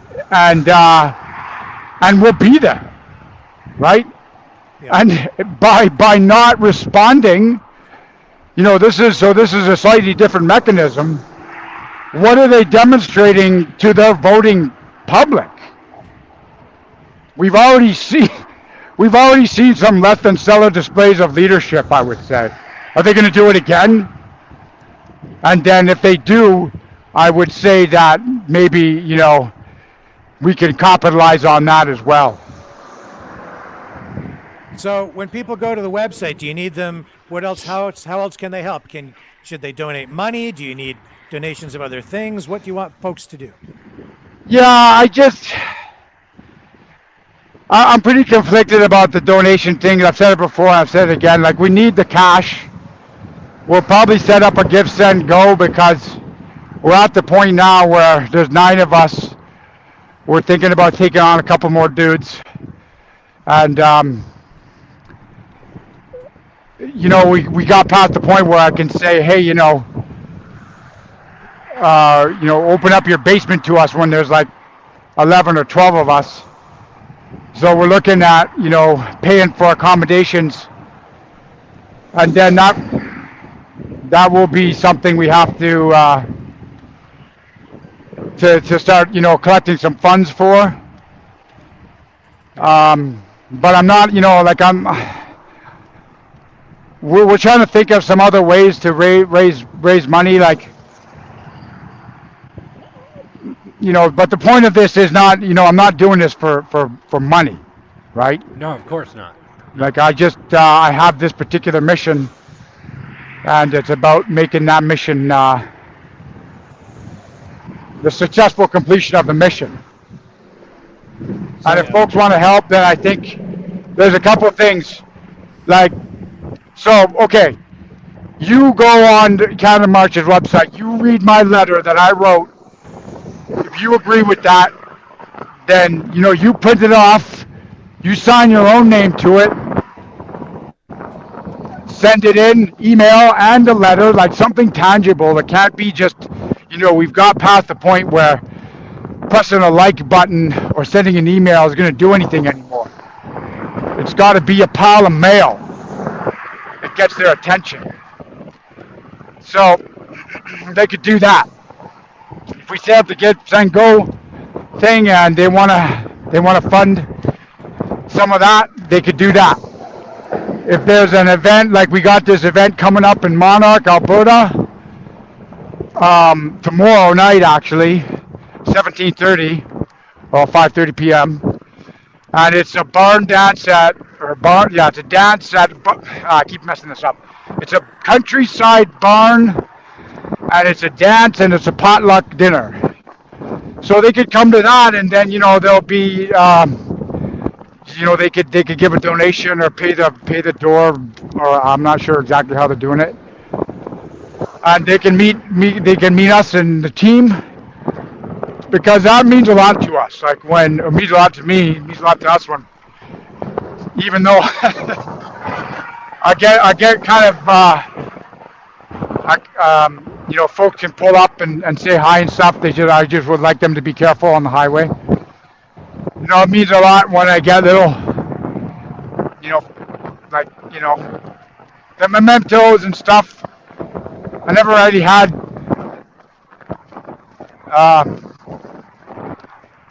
so that stuff's important. Yes. So it seems, based off of what you said there, that you are considering some other people joining you.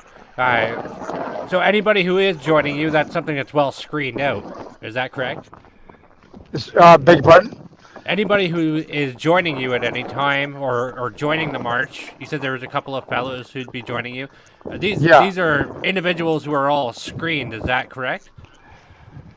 Well, I mean, not necessarily. I need them to come to this with an understanding, okay, like of what exactly I'm doing. Because I will say that there are times when I have met folks along the way and they've been like, okay, I love what you're doing. Who are you? So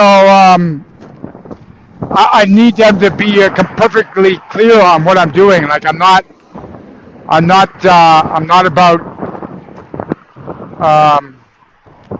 not going to Ottawa to have a tantrum. There's a purpose to it.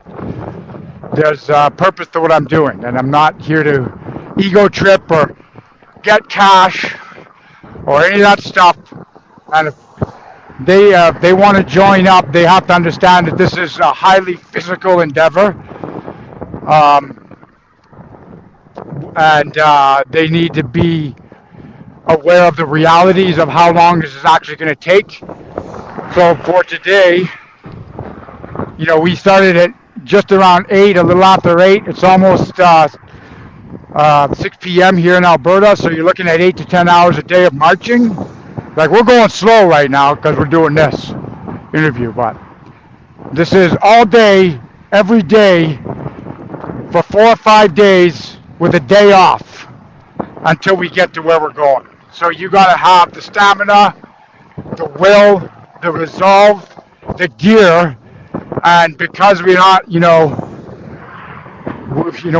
not the kind of organization that's, lots of funds coming in. They're going to have to consider self-financing to a degree. And more than likely, if you want to come for long term, they got to bring their own vehicle. In the event they got something going on back at their home, they got to get back there. So the fellows that are with me here, they're committed to going the entire way, and we had several conversations about that. So that's the kind of, I don't know if you want to call it screening, but that's the kind of thing, like I need people to understand this, be perfectly clear about what I'm doing, why I'm doing it, and the end goal. Mm-hmm. Now, I have to ask, you'll be traveling through Northern Ontario in the spring? Yeah. Are you looking forward to the black flies? You know what? I was posted in Ontario, in Petawawa, and I'm well aware of the black fly problem. So I can't say I'm particularly looking forward to it, but you know what? You can see the mountains off in the distance. We crossed those. Yeah. So if we can do that, we can handle some black flies. Has the weather been favorable, or how's that been? Yeah, we've been really lucky. I mean, there was days, especially in the Lower Mainland, we had wind, we had rain, we had snow here and there, but I mean, we were most fortunate. When we started out, I kind of figured the first few weeks in the Lower Mainland would be a conditioning exercise, and in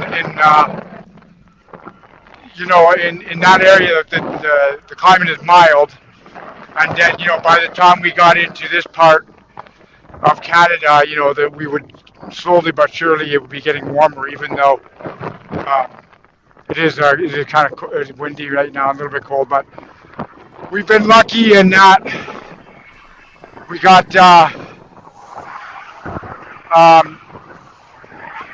we were kind of able to get ahead of or have weather systems go in front of us. You know what I'm saying? So, and the wind is kind of at our backs some days. Well, listen, I don't want to slow you down too much. Some people are saying we should start a daily James Topp watch so we can just update everybody on your progress day to day. So we'll do that. We'll check your website every day and just let people know where you're at along your route. And then from time to time, we can maybe check back in with you. And let people know and remind new viewers about what your purpose is. Is there anything, James, that you'd like to add or think that we might be missing at this point? I don't think so. I think we covered everything. Like I said, this is kind of a multifaceted mission in that I think there's been 2 years, if not longer, of a lot of disunity, and we need to get it together again. We need to come together and realize who we are as Canadians. So. Yes, I absolutely agree with that. There's been too much division, and I think that division has been coming directly from our government and especially our Prime Minister.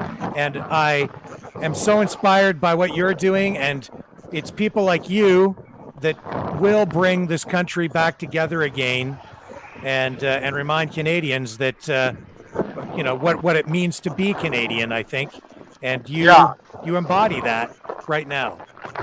Well, the one last thing I'll say is that I said this to Viva, is that we can start changing the way we think about things and not think about change the way you think about what you can't and what you can do. Start focusing on what you can do, not what you can't do. Wise words. James, thank you so much for joining us on the program. I know that our viewers are in love with you here because I see these great comments, and you are inspiring many people. You are already making a huge difference, and we thank you for it. We really appreciate it. Oh, one last thing. I want to point out the folks who are with me on the ground. I got Jeremy up front, Christian's holding the camera. Got Logan Murphy, action photographer. Gentlemen. Tanner. Dan the Man Jones, been carrying the flag faithfully. Safety car driver Tyler. Gavin's driving our mobile support unit, also known as the RV. And he's got Dallas with him. Dallas is he's taking a break and doing some of our planning for accommodations and stuff. So it's not just me, right? I got those dudes helping me, and I also got last but not least Esther, a native of Saskatchewan, who drove up from where she was living in Texas to come help us out on this thing. So as you can see, we got our Texas plates. So it's not just me. It's we got this team going on here. And I have noticed too that the people coming out to support you, they're coming from all walks of life. You have 100%. Everybody from every different community out there, from First Nations to working class people to you name it. It seems like everybody's getting behind you. Yeah, absolutely. And as a matter of fact, I was given an eagle feather today as we passed through Piikani Nation, and it's just about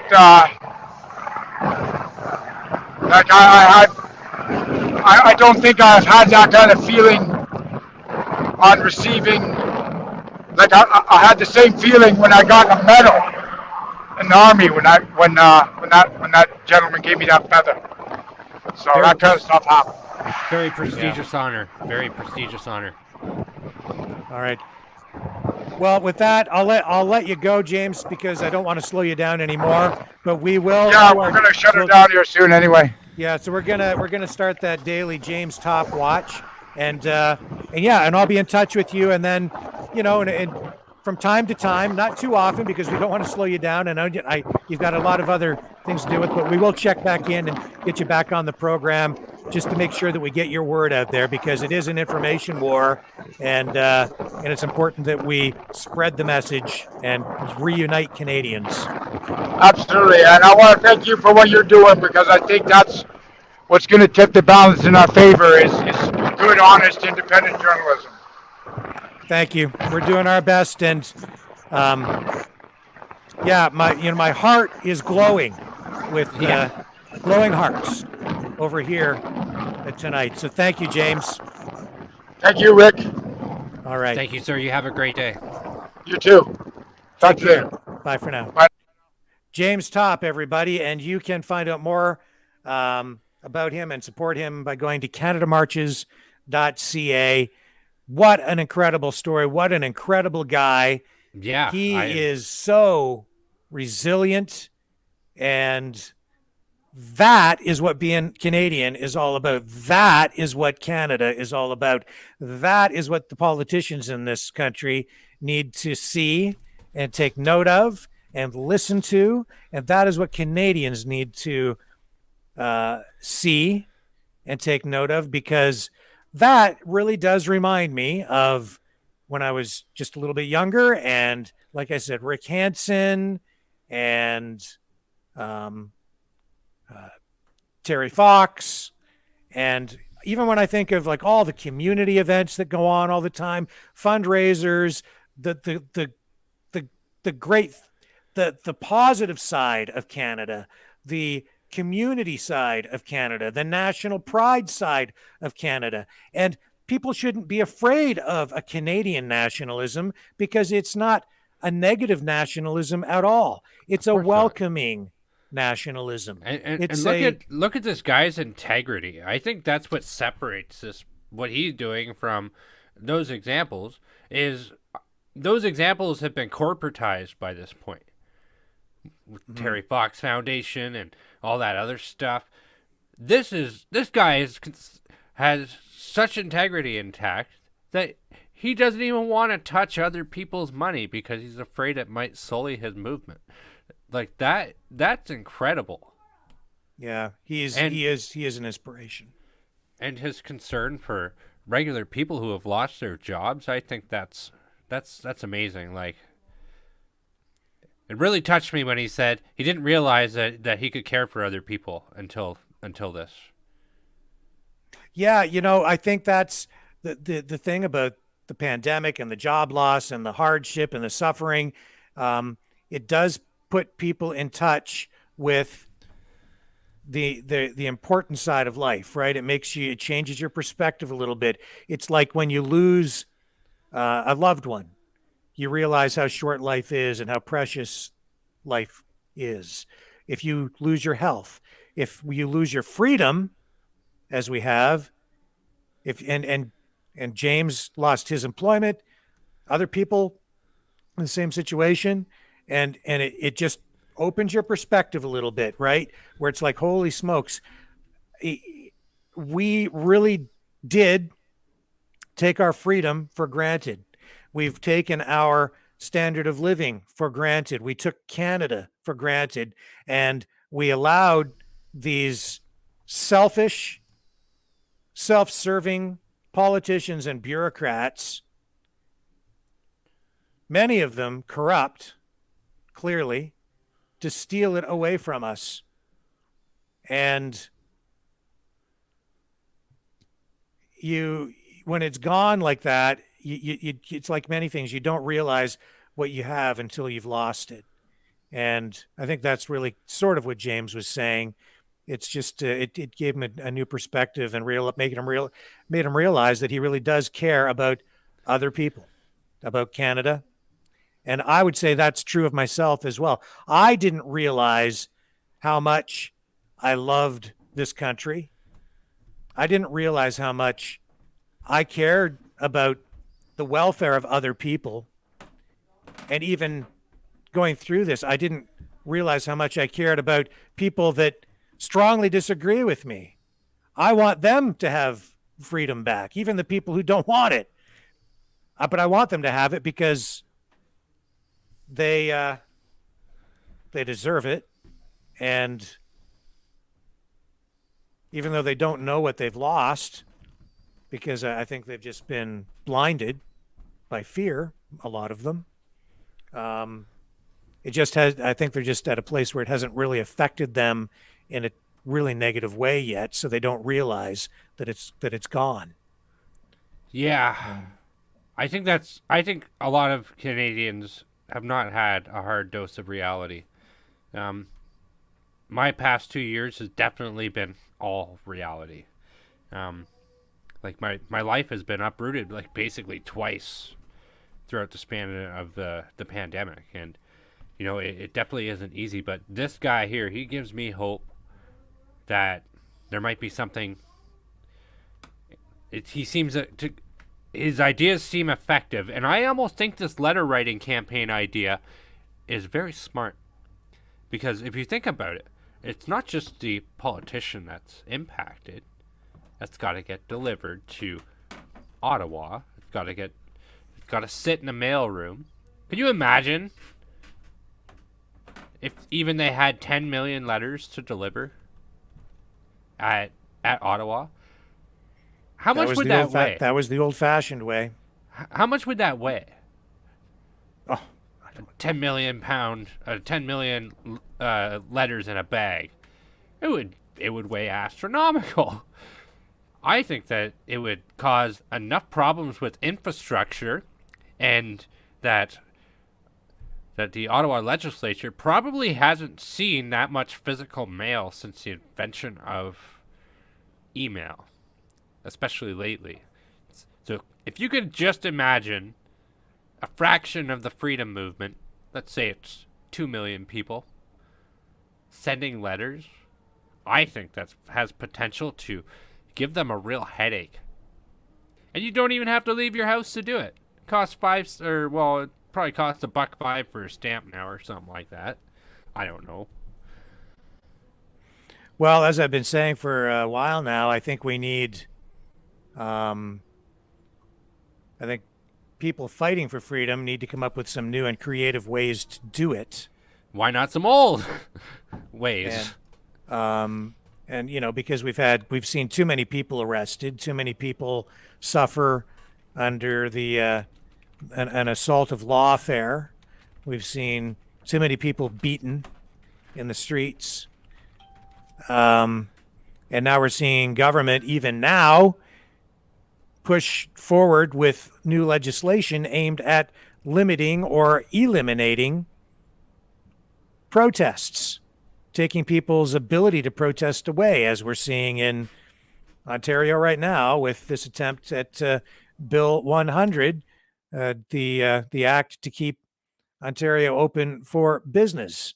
So we do need new and creative ways to make sure the politicians listen to the people. And in fact, that is something that I had sort of taken note of, and so I'm going to bring this up on the screen right now for folks, because there is something called 198 methods of nonviolent action. So for those people looking for new and creative and peaceful ways to get a message out, if you're a freedom fighter out there, you can go to this website, Einstein.org, nonviolent action, violent action 198. You can just Google 198 methods of nonviolent action. And there's a whole list of different things that can be done here if you're looking for a way to make a statement on some sort of cause or to fight for freedom in a peaceful and constructive way and a lawful way. Everything from boycotts to letter writing campaigns to petitions, of course, but some of these are actually quite creative. They have sit-ins, stand-ins, pray-ins, nonviolent air raids. I don't know what that means exactly. I don't know what that means at all, but I'm assuming that they mean a peaceful method of air raid, since most people don't have fighter jets. What are some of the other things they're talking about here? Reverse strikes. Some of these you'd have to look up and figure out what the details are. Selective patronage, of course. Alternative markets. And we're seeing actually the creation, and have seen during the pandemic, parallel communities, parallel business communities where people support each other that way, especially when at the height of these mandates and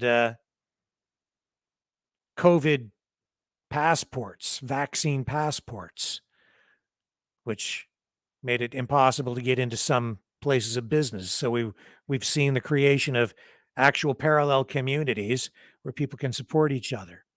Overloading of administrative systems as one of the political interventions that they list here. Yeah,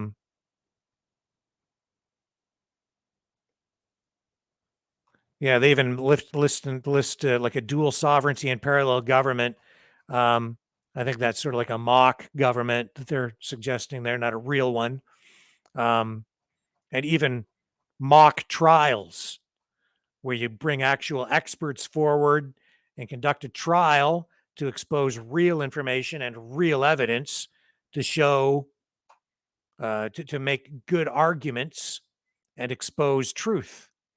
So there are a lot of different methods being presented here to protest or make statements in peaceful, lawful, creative ways.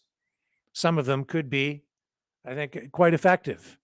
And I would encourage anybody who's interested to go online and use DuckDuckGo or the search engine of your choice and type in 198 ways to protest or alternative protests. Any search like that will bring it up, and there are a few different websites that list the same options and same ideas. So some creative ideas there for you, and hopefully that keeps some people out of jail, keeps things peaceful, lawful, and maybe some people can make a difference. And James Topp is making a difference in a creative way by doing something that is raising awareness. And I hope that he gets the attention of some of these politicians and bureaucrats who can help to facilitate change. I really, really do. And I think that he might, because what he's doing is incredible, absolutely incredible. And he's already raised awareness. So as far as I'm concerned, he's already having incredible success, and we salute him here. And as I said, our hearts are glowing tonight with pride because of James Topp.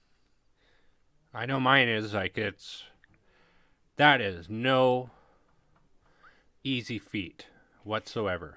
Yeah, S says the grand jury on Rumble. That's a good example of one of the ways that's a sort of an alternative, creative way to make statements and raise awareness, right? It isn't like a real trial, but they are presenting real evidence, and the results are not, of course, not binding in any legal sense, but they're exposing real information and getting people closer to the truth in their way. And I think that is also extremely helpful. And that being said, we're doing that here in our way as well. Here at, as the Freedom Reporters, the Maverick News Channel, that's what our purpose is, because we're also fighting the information war. And we'll be back right after this break. The New World Order. Government overreach. The Great Reset. Mainstream media lies. Now more than ever, independent voices are needed. Donate now at freedomreporters.com. That's freedomreporters.com. Maverick News, the antivirus program for your mind.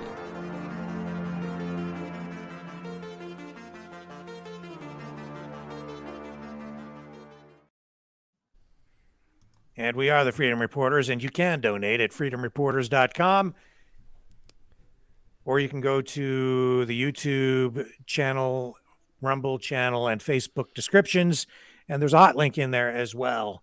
And we'd certainly appreciate your assistance as we continue to expand our operations and keep fighting for freedom. This is an information war, so... And we're definitely very blessed to be fighting this information war sitting down as opposed to... Yeah. Although we are getting out into the field a bit, and we've got some videos coming up that we're going to be showing you in the days ahead.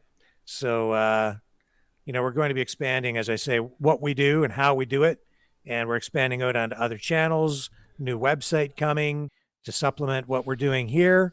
And we're going to get some server space and take some steps and put some measures in place so that if these new censorship laws, well, not if, but when these new censorship laws that are working their way through Parliament right now at the federal level, when they come into play, I think we can find some ways to make sure that the messages still get out there in a lawful way. And I can't get into too much of what our plans are with regard to that, but that's going to take some infrastructure and it's going to take some money. And we've got some plans to make sure that we still have a voice so that we can continue to fight and get the information out there to people. And the reason we need to do that is because people like Pastor Artur Pawlowski continue to fight as well, and they keep ending up arrested, unfortunately, because it seems that in this country, our police, especially in places like Calgary, love to arrest religious leaders and shut down churches. So today, our Pastor Artur finally came home from jail. And I think we're all familiar with his story. And this is a video that we have from the pastor as he made his way home from jail. I guess he was up in Calgary, but they brought him back, I guess, was it to Edmonton? Or was it the other way around? Sorry. And but they got him back home after transferring him from one jail to the other so that he wouldn't have to just get kicked out onto the street and then make his way home from there. So this is him heading home now. And here's the video that we have. So friends, just after 2 months of a journey, put it this way, I have an opportunity to come back home to my family, my wife, my son Nathaniel, and my dad is waiting, as you can see, and the kids. So I'll give the phone to Nathaniel and hug my father.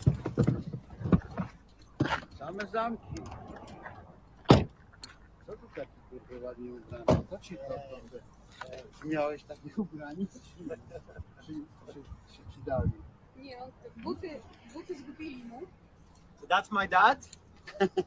Didn't see each other for 2 months, but I saw you through the window of my cell only for a minute, because then I was snatched by the guards again into a solitary, because that's what they were doing to me all the time. Solitary, concrete, back and forth.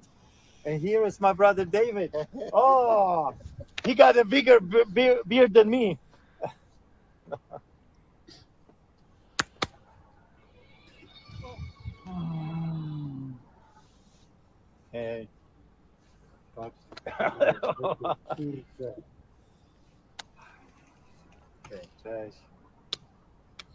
My English not very well, but I say something. Arthur, you have amazing son. Oh, I have. I know. Brother. I know.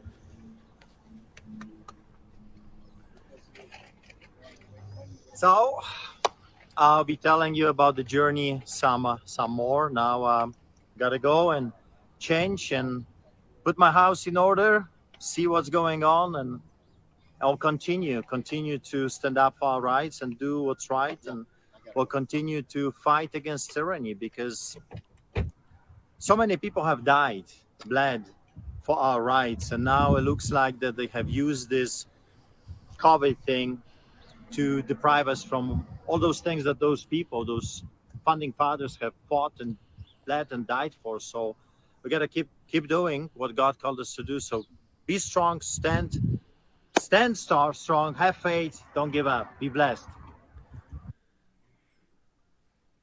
Pastor Artur Pawlowski. And what a guy. Holy gee. I mean, there's another guy who has stood strong in the face of tyranny and has paid a big price, and they just keep going after him and after him. They really don't like him. But, it's not just him. It's, they've singled out a number of churches, like the Church of God in Elmer, and other churches in general. Christianity is under attack. The country's under attack still, even though it's already gone. And he's right. A lot of people bled and died for our freedoms here. And James Topp knows that very well. He's lost friends in battle and, as an infantryman. And these politicians, these are leaders. Every time a cop beats a freedom protester, every time a police chief calls a freedom protester an anti-democracy protester, they're insulting Canadian vets. They're dishonoring every Canadian who died for freedom in Canada. It's disgraceful. It is a huge disgrace. I can't believe that this country has taken such a steep dive in a 2-year time span. Well, it started long before that. It's just accelerated over the last 2 years, and that's what this great reset, I think, is largely about. They've seen this as an opportunity to accelerate the burning down of our society, burn it all down, so that they can build back better for them. And that's the truth. It really is. It's This isn't about making things better for the people. This is about taking everything away from us so that we can be controlled. It's not about saving the planet. They don't care about if you get COVID or not. They don't care about any of that stuff. They just want build back better. Yeah, build back better. Have we built better? Does it feel like it's better in any way? No. I can't think of a single thing right now that is better than it was a couple of years ago. Anything. Is anything better? I went to the grocery store yesterday. I couldn't buy French fries. Frozen French fries. They didn't have any frozen French fries. Well, I shouldn't say that. They had a few bags of straight cut fries. I didn't want the straight ones. I like the crinkly cut ones. Okay? But even the straight cut ones, they only had a few bags. So if you just wanted, like, well, come on, Rick, we're trying to build back better here. You have to sacrifice something. I know everyone's just got to sacrifice in order to save democracy in Ukraine, right? Yeah, I know I'm selfish, I guess, because I want the crinkle cuts. But I don't know, Brendan. If I can't have my crinkle cut fries, I just find it hard to be patriotic. Yeah, I could see that. When I get grumpy when I don't have my cut? crinkle cut fries. The straight cuts just don't do it. And those shoestring fries, forget it. Those are garbage. I just can't do it, man. That's like potato scraps. I want my deluxe, no name, economy crinkle cut fries. Then I'm a happy guy. That makes me a happy Canadian. And then I'm ready to fight for democracy in Ukraine. You get me the crinkle cuts, baby. And I'll go and take this fight right to Vladimir's front door myself. Because I believe it. I believe it. You get me those crinkle cuts and there's no stopping me, man. Well, I've been pretty lucky. I don't think I've gone to the grocery store yet and haven't found usually what I'm looking for. Although I have seen a lot of empty shelves, holy smokes. Yeah, there's been, it's strange to just, but you know, it's like, this is what happens when you live in a country where the economy is now centrally planned. That's what it is. It's an economy controlled by the government largely, mostly, almost entirely. And they've screwed this whole thing up. So now you get these weird shortages of things, empty shelves of certain products. It's a warning sign is what it is. Absolutely. It's like, this is a signal from the market telling us that we've got a serious problem with the economy because it's being artificially manipulated to such a degree that we're getting bizarre supply chain issues going on that are manifesting in shortages on store shelves. Can't get certain products at certain times, like French fries. Crinkle cuts. But actually, it was all the French fries were in low. Were almost all gone, and they use, French fries are a popular thing, and there's a huge section in the frozen food aisle at the high end no name food basics that I go to. Sans noms.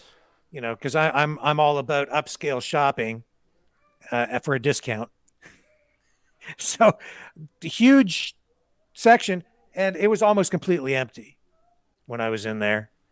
And I don't think North Americans understand how much of a miracle all of our stores are.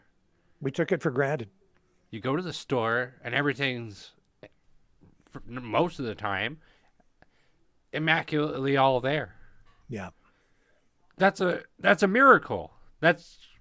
Wasn't like that when my grandmother was a little girl. Yeah, it absolutely is a miracle. And, that's why I'm really worried about where we're going, because when I see what is going on with our economy now, it really is being centrally planned. It is being controlled by government, and our big corporations are being controlled by government through grants and regulations. And when I look back at what really built our country through the Industrial Revolution, Henry Ford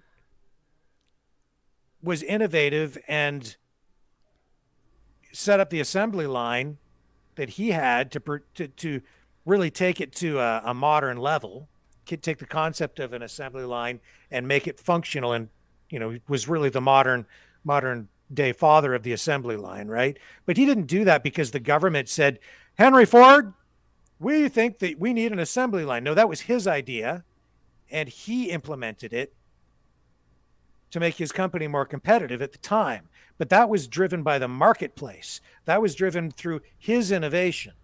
What we're getting right now is huge government push towards something that I'm not even sure is truly viable.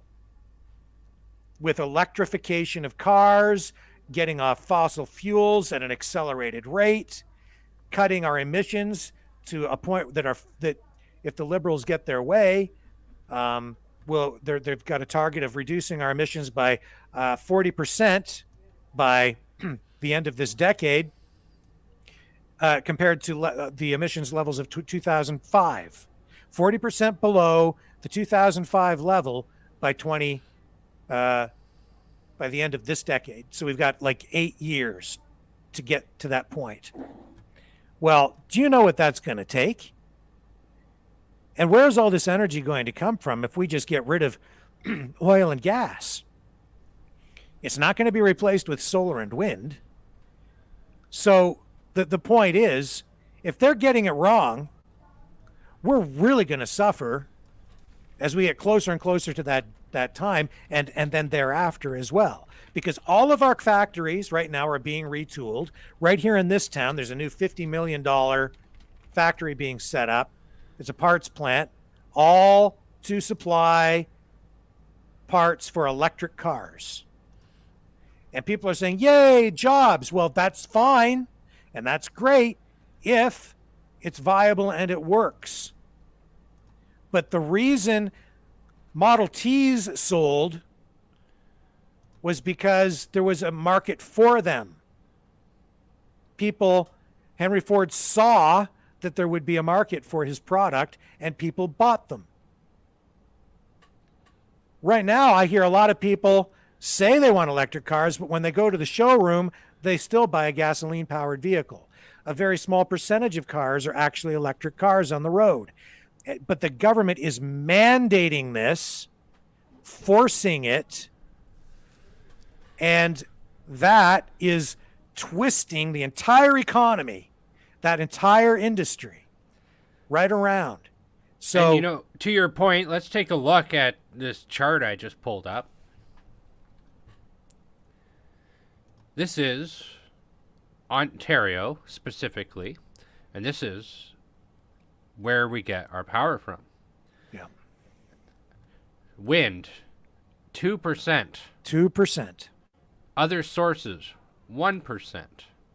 So that means, essentially, that solar is not even effective enough to be listed. Now, actually, that's an old graph because we no longer have coal plants. They took those out. I see that's actually from 2009. See the date on that? No date. It is. There's a date right above it, right underneath that circle. See 2009 Ontario electricity generation mix. All right. Well, let me look for a updated one. Yeah. But 2% of wind in 2009. Yeah. That was, I guess. It is a little bit more now because we have more wind turbines. Yeah. But the average life expectancy of a wind turbine is only about 20 years. And a lot of these turbines that are in place right now have already been up for, about 7 years? Or give or take, depending on, when exactly they were erected. Well, the Green Energy Act, right? Yep. When all that hat. Well, here's a more up-to-date one.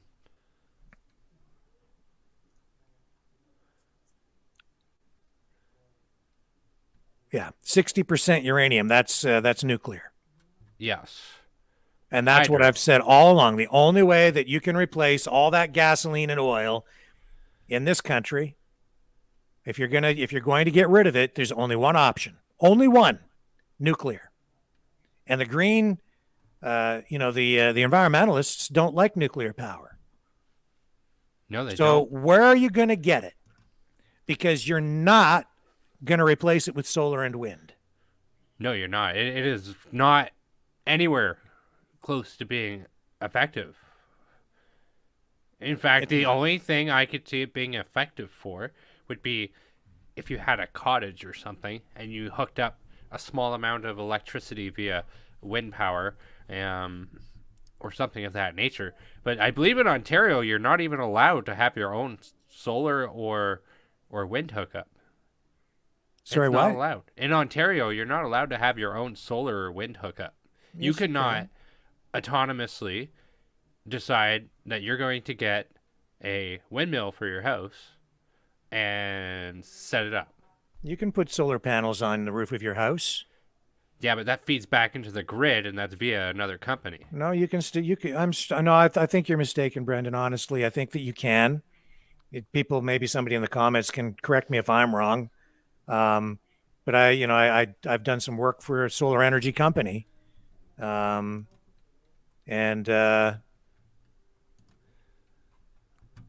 yeah, you can buy battery packs to store energy. If you have a cottage, you can call up a solar energy company and put solar panels on your roof. And yes, they can feed back into the grid, and they generally do. And then you get paid back a certain dollar amount. It's less than it used to be.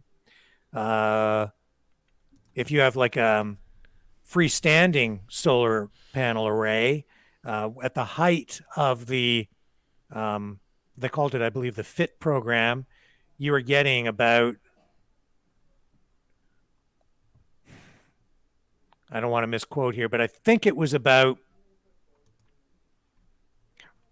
I don't want to say the numbers because I don't want to get it wrong, but you were being paid more for your wholesale power that you were feeding into the grid than the government was charging for it, or that Ontario Hydro was charging for it on the other side. They were losing money, and that's why they had to shut the program down. So a lot of people were making a lot of money on the solar panels. The program has changed a lot since then, but because they changed the program and the subsidies dried up, people stopped installing them. But you can still call up. There are still companies that will install solar panels on the roof of your house. And I think there are some laws, though, regulations where you still have to be hooked into the grid if you have a home for insurance purposes. And I think there are rules about that sort of thing. But you can certainly own your own solar panels and have them installed on the roof of your house. And I'm sure there are bylaws and things that prohibit the erection of, say, a wind turbine in your backyard. So you can't just put a wind generation turbine in on your property unless you have a proper permit for it because of municipal bylaw issues, things like that. It's funny, they also don't talk about the economic impact of not solar panels, but wind turbines. I could just imagine, like, plenty of migratory birds get wiped out every year due to the turbines on these things. And on the solar side, the other reason they shut down that FIT program was because they did the infrastructure in Ontario, as an example, was not adequate. All the hydro lines was not adequate in many of the areas where the permits were issued to install these solar farms or even solar trackers on farmland. So if a farmer had a solar tracker installed on his property, in some cases they didn't, the lines weren't adequate in those areas to carry the electricity from those panels back into the grid, because the infrastructure in many parts of Canada and the US is so old that it needs to be upgraded. And in order to replace all this gasoline and oil and natural gas, which they want to get rid of entirely, they're going to need to build out massive new transmission infrastructure. Massive new transmission infrastructure. They're going to need to put in football fields, I think, worth of charging units where truck stops are. They're going to have to come up with, other fast charging solutions, which the technology is progressing, admittedly, but we're going to have to generate a lot of electricity. There's only one option. So if you want to get rid of oil, gas, and natural gas, then you better be prepared to embrace nuclear, which I'm not entirely comfortable with, because I guess maybe it's my age and remembering Chernobyl and 3 Mile Island, but uh, those accidents. So I'm pretty comfortable with I'm a it. little skittish around it, right? I'm pretty comfortable with it. I know that the technology surrounding it has developed immensely, and Yeah, that's what they always say until there's an accident. well, That's what they said when they built those plants to begin with. well, look at Chernobyl. Okay, Chernobyl was operated by the communists, and the communists can't operate anything properly anyway, as far as Oh I'm yeah, so what concerned. kind of government do we have here now? Well, I wouldn't say that the Do they get anything right here? I wouldn't say that we're to the point of the USSR at No, this time. I'd say we're probably worse in many respects, Brendan. Have I they do wouldn't they say tell you that. the truth about anything? Well, the USSR didn't tell you the truth. Why either, but- suddenly? Why would you give them? Put your confidence and trust in these people who have destroyed the country, and then put enough confidence in them to think that they can properly run nuclear power plants, which, if they get it wrong even once, will poison the area that plant is in and make it uninhabitable for a considerable length of time. Do you want to go live next to the Chernobyl site? If they have a nuclear power plant that has an accident in Ontario near a major city like Toronto, or They do say have Pickering, okay? Pickering, which isn't far from Toronto, it's a populated area. They have a major accident there. You want to go live there? What are the people going to do who live there? You only get it wrong once. That's what makes me worried about it. Plus all the nuclear waste, what you have to do with it. Okay, Right. that stuff lingers for a long time, baby. and the technology around that is getting better too, where in a lot of cases they're able to take nuclear waste and continue to generate off of it. Yeah, well, I'm a little more comfortable with a little bit of gasoline because it just doesn't bother me. But that's me. I mean, if you want a bunch of radioactive waste instead of having people drive around burning gasoline, which we've been doing for quite a long time, or natural gas, which burns very cleanly, and we have lots of it here. But if you don't want to burn that, you'd rather have radioactive waste, well, I guess that's the choice you make. But people don't seem to realize that that's what it is. Well, I want the option. I want the option that's going to churn out power the cheapest. And uranium's pretty cheap. Is it? Oh, yes. That's why over 60% of it is... That's why 60% of the power generated in Ontario is with uranium.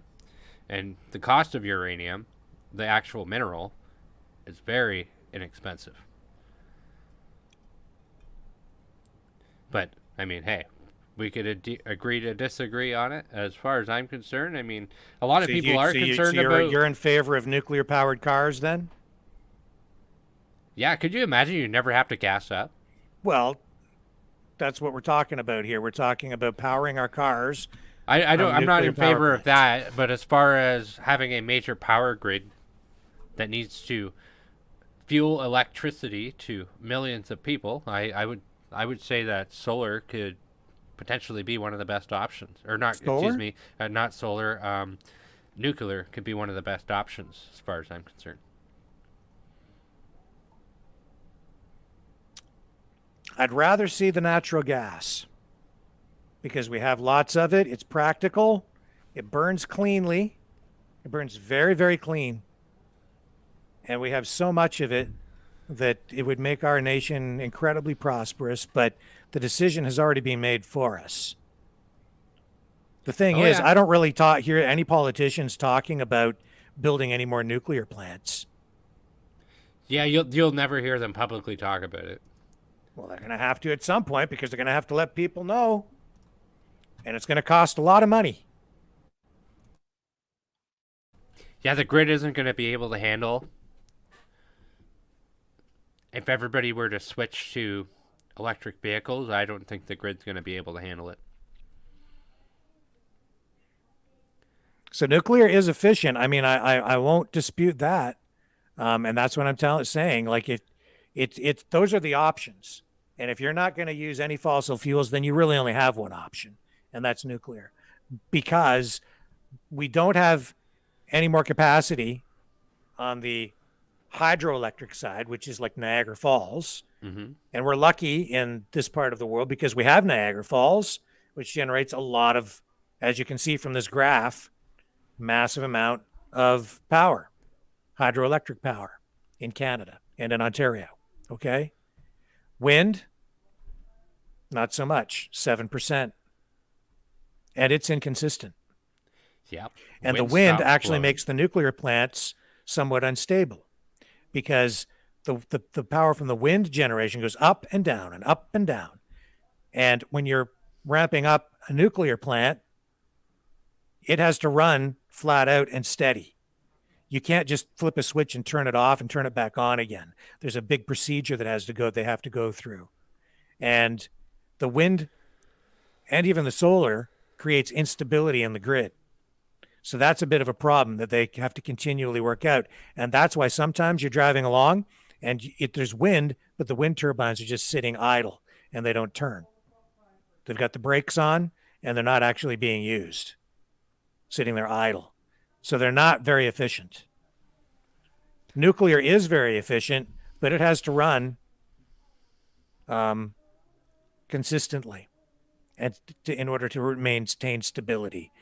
So these are all big issues, and our politicians don't really talk about that. They just talk about getting rid of oil and gas. They don't really talk about the solution, do they? Of course not. I don't ever hear them say, so to get there, here's what we're going to do. Here's the plan. Well, what Joe Biden did a speech about this, and one of the things he just said is he talked about wind and solar, and it's like, give me a break. Especially in the climate like Canada. It's dark most of the year here. Like, it's just starting to stay light out past 5 o'clock. See, the other issue is, too, with this wind and solar is that all these things are going to have to be replaced soon. So if they only have a lifespan of about 20 years... Probably less than that, because I bet you by the time they build and install a solar system, it's probably obsolete. There's probably already another one better. No, well, they'll run. I mean, they still use them, right? Yeah. But they do wear out. So the efficiency of the panels is reduced. They become damaged. Their components that have to be replaced. They have to be replaced. They only last about 20 years. And then you get your payback out of it. But that's all based on government subsidized payouts for the energy that gets pumped back into the grid. And then these wind turbines, they only have a life expectancy of about 20 years. So some of these are reaching their half-life already in Ontario and in other places in the United States. And so they're going to have to be torn down and rebuilt again. And I don't know. And then, you've got all these other, and when you talk about the efficiency of nuclear plants, that's just to generate the electricity. What we're talking about here, really, if you're talking about electric vehicles, is battery power and storage. And then that becomes a whole other issue with the cars themselves. What's the life expectancy of these batteries? How robust are they? Will they build up memory, or will the range be affected in colder weather and with the age? And what's the resale value of these vehicles going to be even 4 or 5 years along?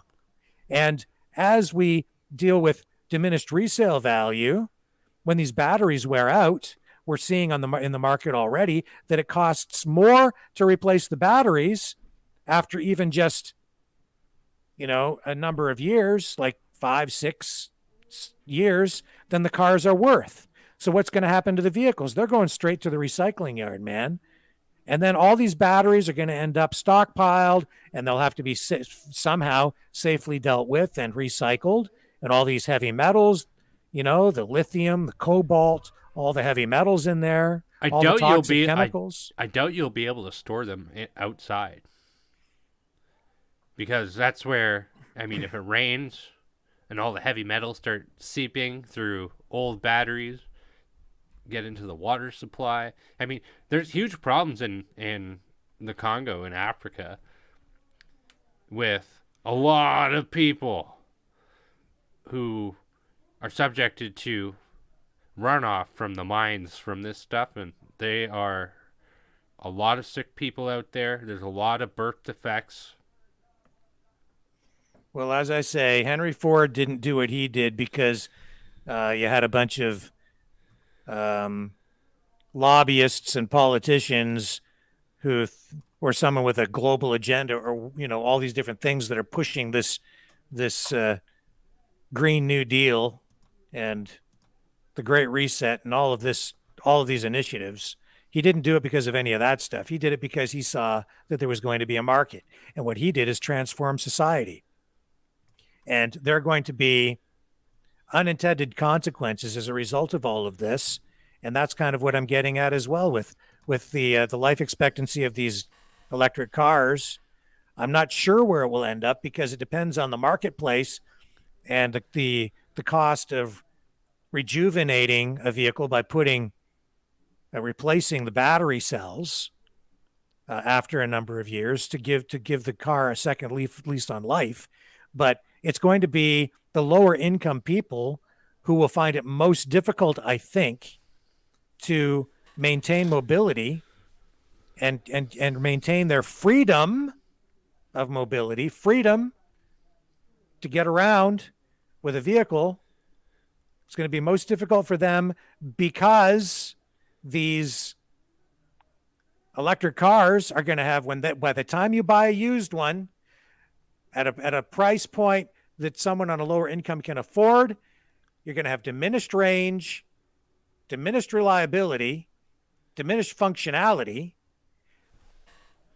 And because you have diminished range, you're also going to have more frequent charging. And I know from having test driven electric cars that you have to change your lifestyle and change the way you travel, even daily, and certainly long trips. You have to plan out differently because of the charging aspect. So it's going to impact people in ways you haven't thought, because with gasoline powered vehicles, they transformed our society. We that have suburbs today because of the car. People moved out of the cores of cities and out into suburbs. And you see people even commuting from one city to another. We see transport trucks delivering our goods to market, right? It transformed our entire way of life. Well, you're absolutely correct with that. You're absolutely correct with that, because if you look at Ontario and Canada, Greyhound bus lines, they shut down. They weren't able to sustain Greyhound bus lines anymore. Canada is car-centric. Everybody uses a car to get around. Not everybody has a car here, but an overwhelming majority of people rely on private transportation. That's right. And so as we move toward this new society, and they retool and force this upon society, because this is government driven, there's no question. It's for your health and safety and the health and safety of the planet. It's going to transform our society and our communities. And I think it's going to create an even greater divide between different classes of people, the haves and the have-nots. And if you are wealthier, you can afford to have an electric car. If you're not as well off, you might have a car. It might be electric, but it might not be able to go on a long trip because the range of the battery is going to be diminished. And if you do, you're going to have to stop twice as often and charge up for twice as long. Or, I just don't know, but it's going to have impacts on people that I think generally people don't understand or appreciate, and it's going to be profound. And it already is. Yeah, I mean, we have drive-in theaters didn't exist until the car came along, right? Drive-through windows at the McDonald's and Wendy's, they didn't exist without the car. Well, You see how the automobile completely transformed our way of life? Well, you make these changes to automobiles, and it's going to change. It's going to change a lot. It's going to have an impact on society, and in ways that I'm sure I haven't even thought of. I can see some of it, but Well, I'll be damned if our tax-paying dollars go to making charging stations for electric vehicles. Like, give me a break. well, that's the thing about it too, is we are already paying for these things, whether you like it or not, because every component in an electric car is subsidized. The electricity is subsidized. We are paying for these things through our tax dollars, even before we buy the cars. Every company producing parts gets grants and tax breaks to set up factories. The car companies themselves are getting massive grants, massive tax breaks in order to set up factories in different cities. And they're incentivized to set up here or set up there. There's hundreds of millions of dollars going into the battery plant, tax dollars, hundreds and hundreds of millions of dollars in Windsor, Ontario, Canada. And the people are applauding it because they see jobs coming. And in Detroit, they're seeing they see an opportunity to revitalize the auto industry through all of these initiatives. But like so many government-run programs, what's the longevity? Will these things be viable in the long run? Will these things work out and be profitable in the longer term or even the medium term? What's going to happen 5 years, 10 years from now with these plants? Will they still be around? Will they really be running? Will they be run efficiently? Are they going to do the numbers really work on these things? And if they have to take the government tax breaks out of the equation at some point, if we stop pumping tax money in on the production, distribution, and even the sales side, then are these cars really affordable for people? And if they're not affordable at the tail end of this anyway, if you took all those subsidies out, if you took out all the government money, what does that electric car really cost us? What's the real price tag of that? Is it really 40 grand or 50 grand? Because they say, oh, these cars have come down in price so much. They've only come down in price for two reasons. One, there has been some technological improvement, so they're getting better in that regard, and you're getting slightly better economies of scale. So three reasons: better economies of scale because they are producing more of them, so they're scaling up. But the third most important thing right now is all the government money that's being pumped in at every single level, every single component, every time that car moves along the supply chain, there's more government money being dumped into it. This is actually, in my view, a real Achilles heel for the whole thing, because it's just like all these other government programs. If you look at ethanol is a net negative energy source, and yet they continue to produce it. It's been scientifically, proven, there's empirical evidence to show that by the time you grow the corn, harvest the corn, transport the corn, process the corn, dry the corn, process the corn at the ethanol plant, turn it into ethanol, then ship the ethanol off to the refinery to mix it with the gasoline, and then take that and then transport that out to the gas stations. By the time it gets into the car itself, and you calculate the density of the fuel and how much energy you actually get out of it, it's actually producing less energy than it took to produce the ethanol to begin with. So it ends up being a net negative energy source. And it's absolutely true. But they keep doing it because of the farm lobby, and it props up the price of corn, which is also subsidized, by the way. And if they didn't provide subsidies to the ethanol production companies, if they weren't getting tax breaks and grants to continue to operate, these places would shut down because they're not economically viable on their own. They don't work. The numbers don't work. And yet we continue to subsidize it and produce it in the face of these truths. It makes no sense. And then people wonder why we have these massive budget deficits and why the dollar is under pressure and why we continue to have all these problems and why our standard of living is. And that's why I can't get my crinkle cut French fries at the grocery store, Brendan. That's a great way to wrap that up, I think. And I'm sorry, but it's true. What the hell was I going to say? I had something that was... Yes, and that's right. A very good point. The carbon tax is going up 25% tomorrow. But in reality, it'll be more as there are GST added to it. That is right. Carbon tax going up tomorrow while the politicians give themselves a raise in Canada. We don't have a capitalist economy here. This is like a Frankenstein capitalist economy. It's not a capitalist economy at all.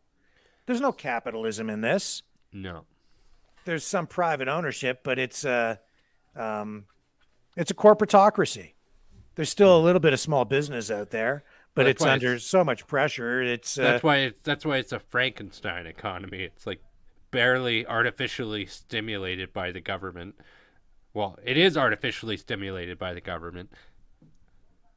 And Ms. Jensky says a potato-based rant. Yes, which is entirely appropriate given that our prime minister is Little Potato. That one was for Justin Trudeau. Total dictator. So yeah, that's what's going on out there, folks. And what can I say? I'm not that optimistic about. I mean, I'm not against electric cars. I'm not even really against nuclear power. I'm just skittish. I'm just a little worried about it. Makes me a little uncomfortable. But I'm a realist, and I know that if we need power, that's the most efficient option. And people don't. I'm sure. You know what? Maybe that's what I'll do tomorrow. Maybe I'll go out and do streeters, and I'll ask people where they think electricity comes from. That's a good one, right? Because people won't know. No, they won't. And they're going to say, "I think it comes from solar and wind." It comes from Niagara Falls, and it comes from solar and wind. Right. Well, that's what they're going to tell me when I'm pretty sure. Maybe if I'm able to, I'll go do streeters tomorrow, folks, and I'll bring that back, and we'll explore that issue with people here on the show, because I know that I think the majority of people out there think that it's a great idea. Let's get rid of all the gasoline and all the natural gas, and we'll just not pump oil anymore. And we'll just have wind and solar. And that's what they think is going to happen. And it's not possible. No, it's impossible. Impossible. Absolutely. Well, we've covered a lot of topics here today, and we need your help exposing the truth and spreading freedom. If you could go to freedomreporters.com and donate to us and our little operation here, it would be greatly appreciated. You could also support the channel by giving this video a thumbs up and hitting the subscribe button and the bell for notifications. It's been a great pleasure in doing the show tonight and interviewing James Topp, and that definitely is an inspiration to us all. We'll be back tomorrow night at 6 p.m. My name is Brendan Kennedy, and I'll see you then. And that is 6 p.m. Eastern Standard Time here on the Maverick News Channel. We are the Freedom Reporters. I'm Rick Walker. Thank you, everyone, for watching. We will catch you all on the flip side.